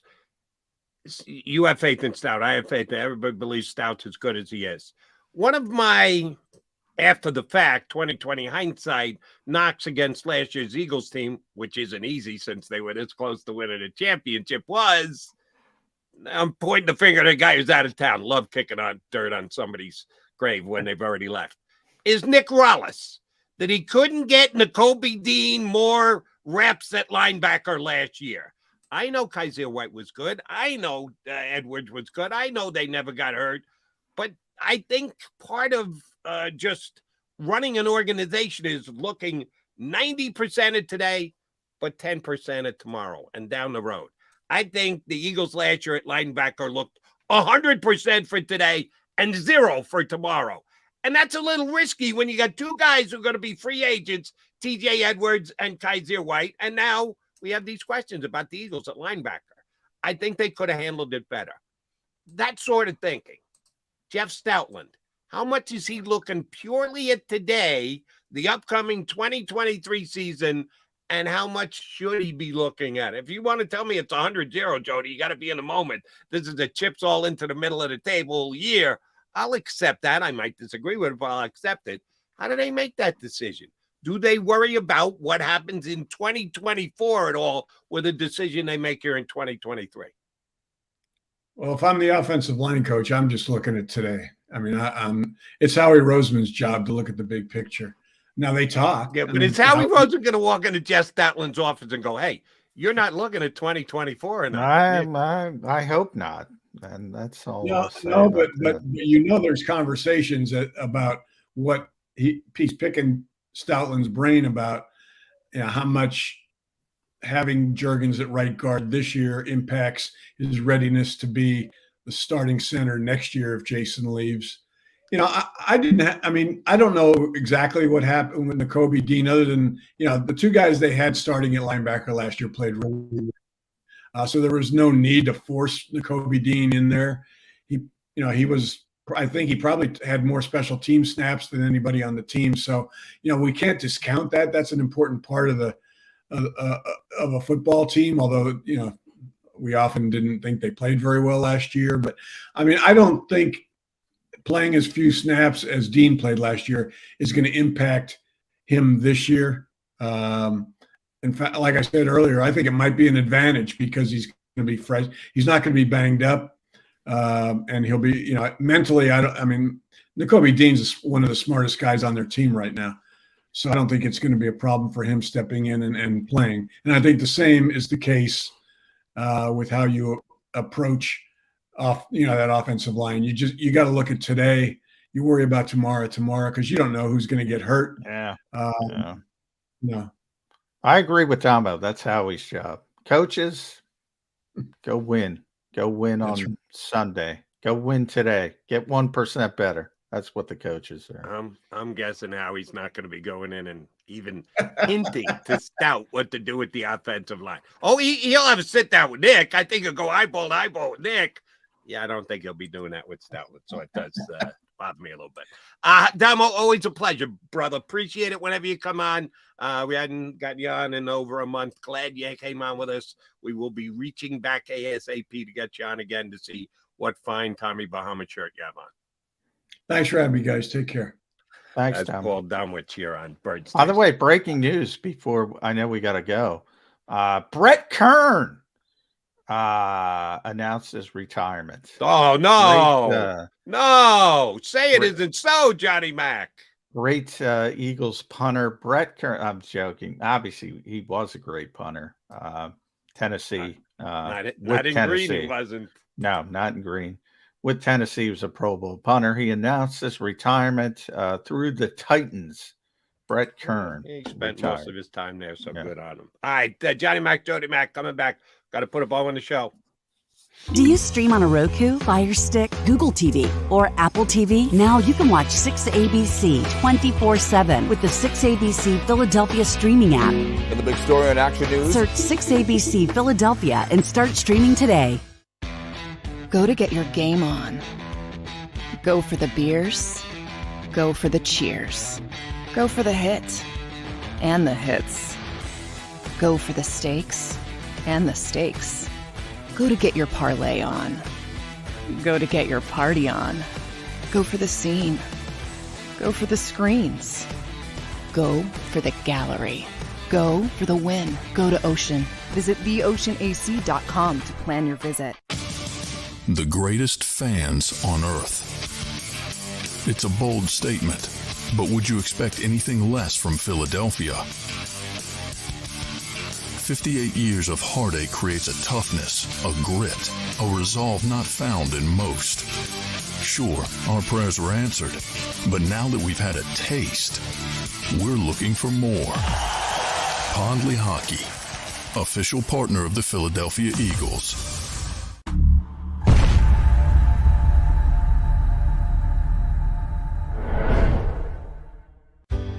Go passionately.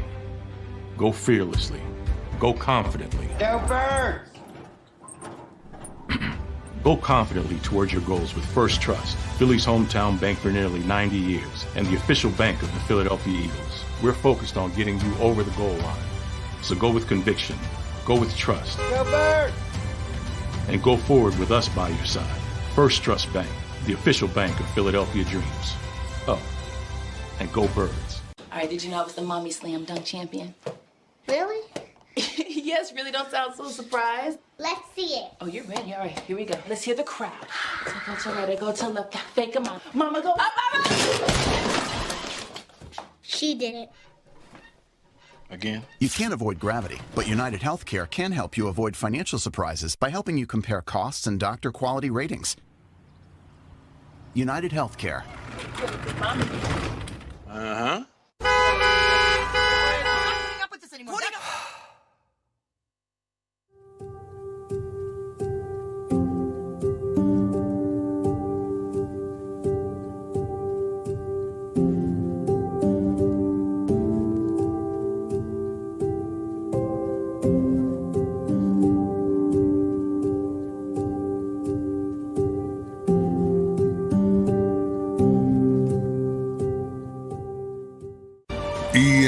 EAGLES, Eagles.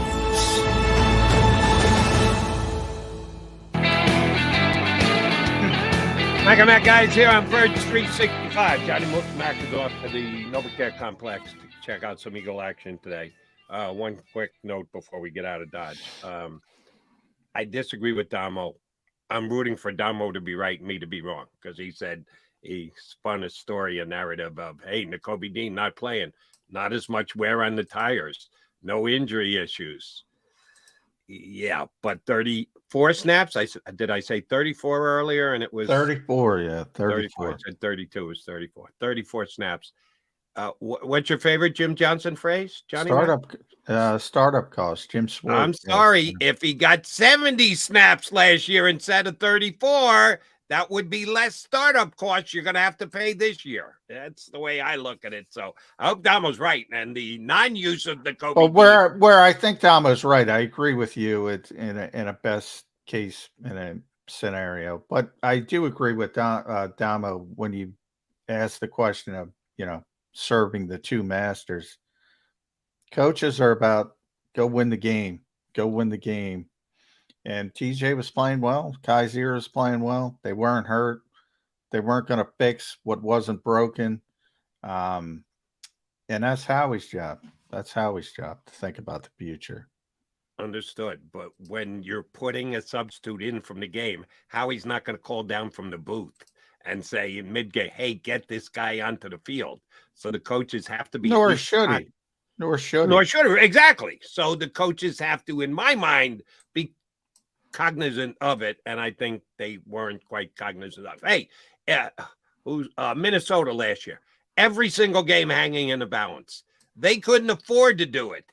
Eagles had a bunch of the Minnesota won every single one-score game. When they lost by triple digits. They could have got almost guys in then. Almost, yeah. But the Eagles had games last year where they actually could have got. And Nick talked about it. Nick, there were a couple times where Nick, as an offensive guy, is very cognizant of how explosive the league has gotten. So, 14-point leads aren't what they once were. And, as a CEO coach, he, kind of put the damper on putting guys in early. And, maybe he was right. Maybe he was wrong. Right. So here would be my follow-up if I were the reporter thereafter. So let me get this straight, Coach. Last year, 14-point lead, too close for comfort to put a guy like Nakobe Dean in because he could help you blow that 14-point lead. But this year, 6 months later, he's your dot helmet guy, and he's going to take over the defense and run everything. What changed?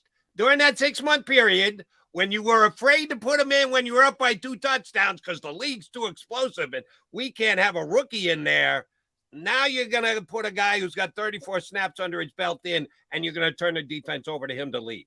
What happened? What changed? Nothing changed other than he's the best option. Last year, he wasn't the best option. Last year, they had TJ Edwards. What does that say about the Eagles linebackers right now if we're declaring Nakobe Dean the best option? That's what the NFL is. Everybody goes through similar attrition, 30% every year in average. So you're going to lose players. Generally, when you go as far as the Eagles do, and I know we got to get out of here, you're going to lose more players. But they were trying to win. They're trying to win a Super Bowl. And, they got this close. And that's why I talked about it from the week after the game. Man, that was a golden opportunity. And the assumption that it's just going to show up again, I think, is one of the goopiest narratives of this offseason, that everybody's like, oh, they're going to be this, they're going to be that. A lot of things went right last year, Jody. Mm-hmm. Probably not going to go right to that degree this year. It's going to be a good team, but a lot of things got to go right. And in my estimation, and nobody's going to change my opinion on this, a missed opportunity was there for Nakobe Dean to be better placed this year. And if they lose one of those early games it's supposed to win, and then someone runs it down their throat, and Nakobe Dean doesn't measure up to what you're expecting out of your linebacker, I'm going to go back. Well, let me ask you this before we get out of here. If they win the Super Bowl by a field goal, do you have a bigger problem with it? No, the end of the season is the end of the season. Yeah, that's all they have to do. Johnny Mack, all they have to do to justify not playing Nakobe Dean next year is win the Super Bowl. You're right. If that happens, then I just have to shut up and eat it. But I'm just saying. I'm saying it's the same thing. I'm going to sing this song all year long. I'm saying it's the same thing. But if they win the Super Bowl, I'm asking you. I'm saying, does it change your opinion? Because it's the same situation. TJ wasn't going to be here, but they won the Super Bowl, and Nakobe's still not ready for the next year. but they won the Super Bowl. They didn't lose it. I'm asking you, does it change your philosophy if they won by a field goal instead of losing? If they won rather than they lost the Super Bowl? Yeah, yes. Sure. Because you know me, same situation. I'm Mr. The results, the result. And the Giants were better than the Redskins because the standing said so. The Eagles didn't win the Super Bowl. Had they won the Super Bowl, you're changing a result. Would I look at it the entire season differently? Of course I would. Sure. Yeah. But they didn't. I mean, they were trying to win the Super Bowl. That's, they didn't get it done, but they were trying to win the Super Bowl. And again, speculation. If Nakobe Dean had gotten 35 more snaps, I don't think they would have been short of the game against Kansas City. I think they would have made the Super Bowl and it would have played out the way it played out. But the results are the results. And we are out of results because we're out of time. Johnny Mac, get to the NovaCare Complex. Johnny Mac and Jody Mac will be back in 2 and 2 on Birds 365. You've been listening to Birds 365, the destination for the passionate Eagles football fan who bleeds green. If it's Eagles football, we're talking about it. Debate inside the locker room and guests that are some of the greatest football minds from around the region. We hope you enjoyed the show. We know we had a blast. Make sure to like, comment, and subscribe, and we'll be back soon. But in the meantime, hook up with us on social media at JAKIB Sports. See you next time on Birds 365.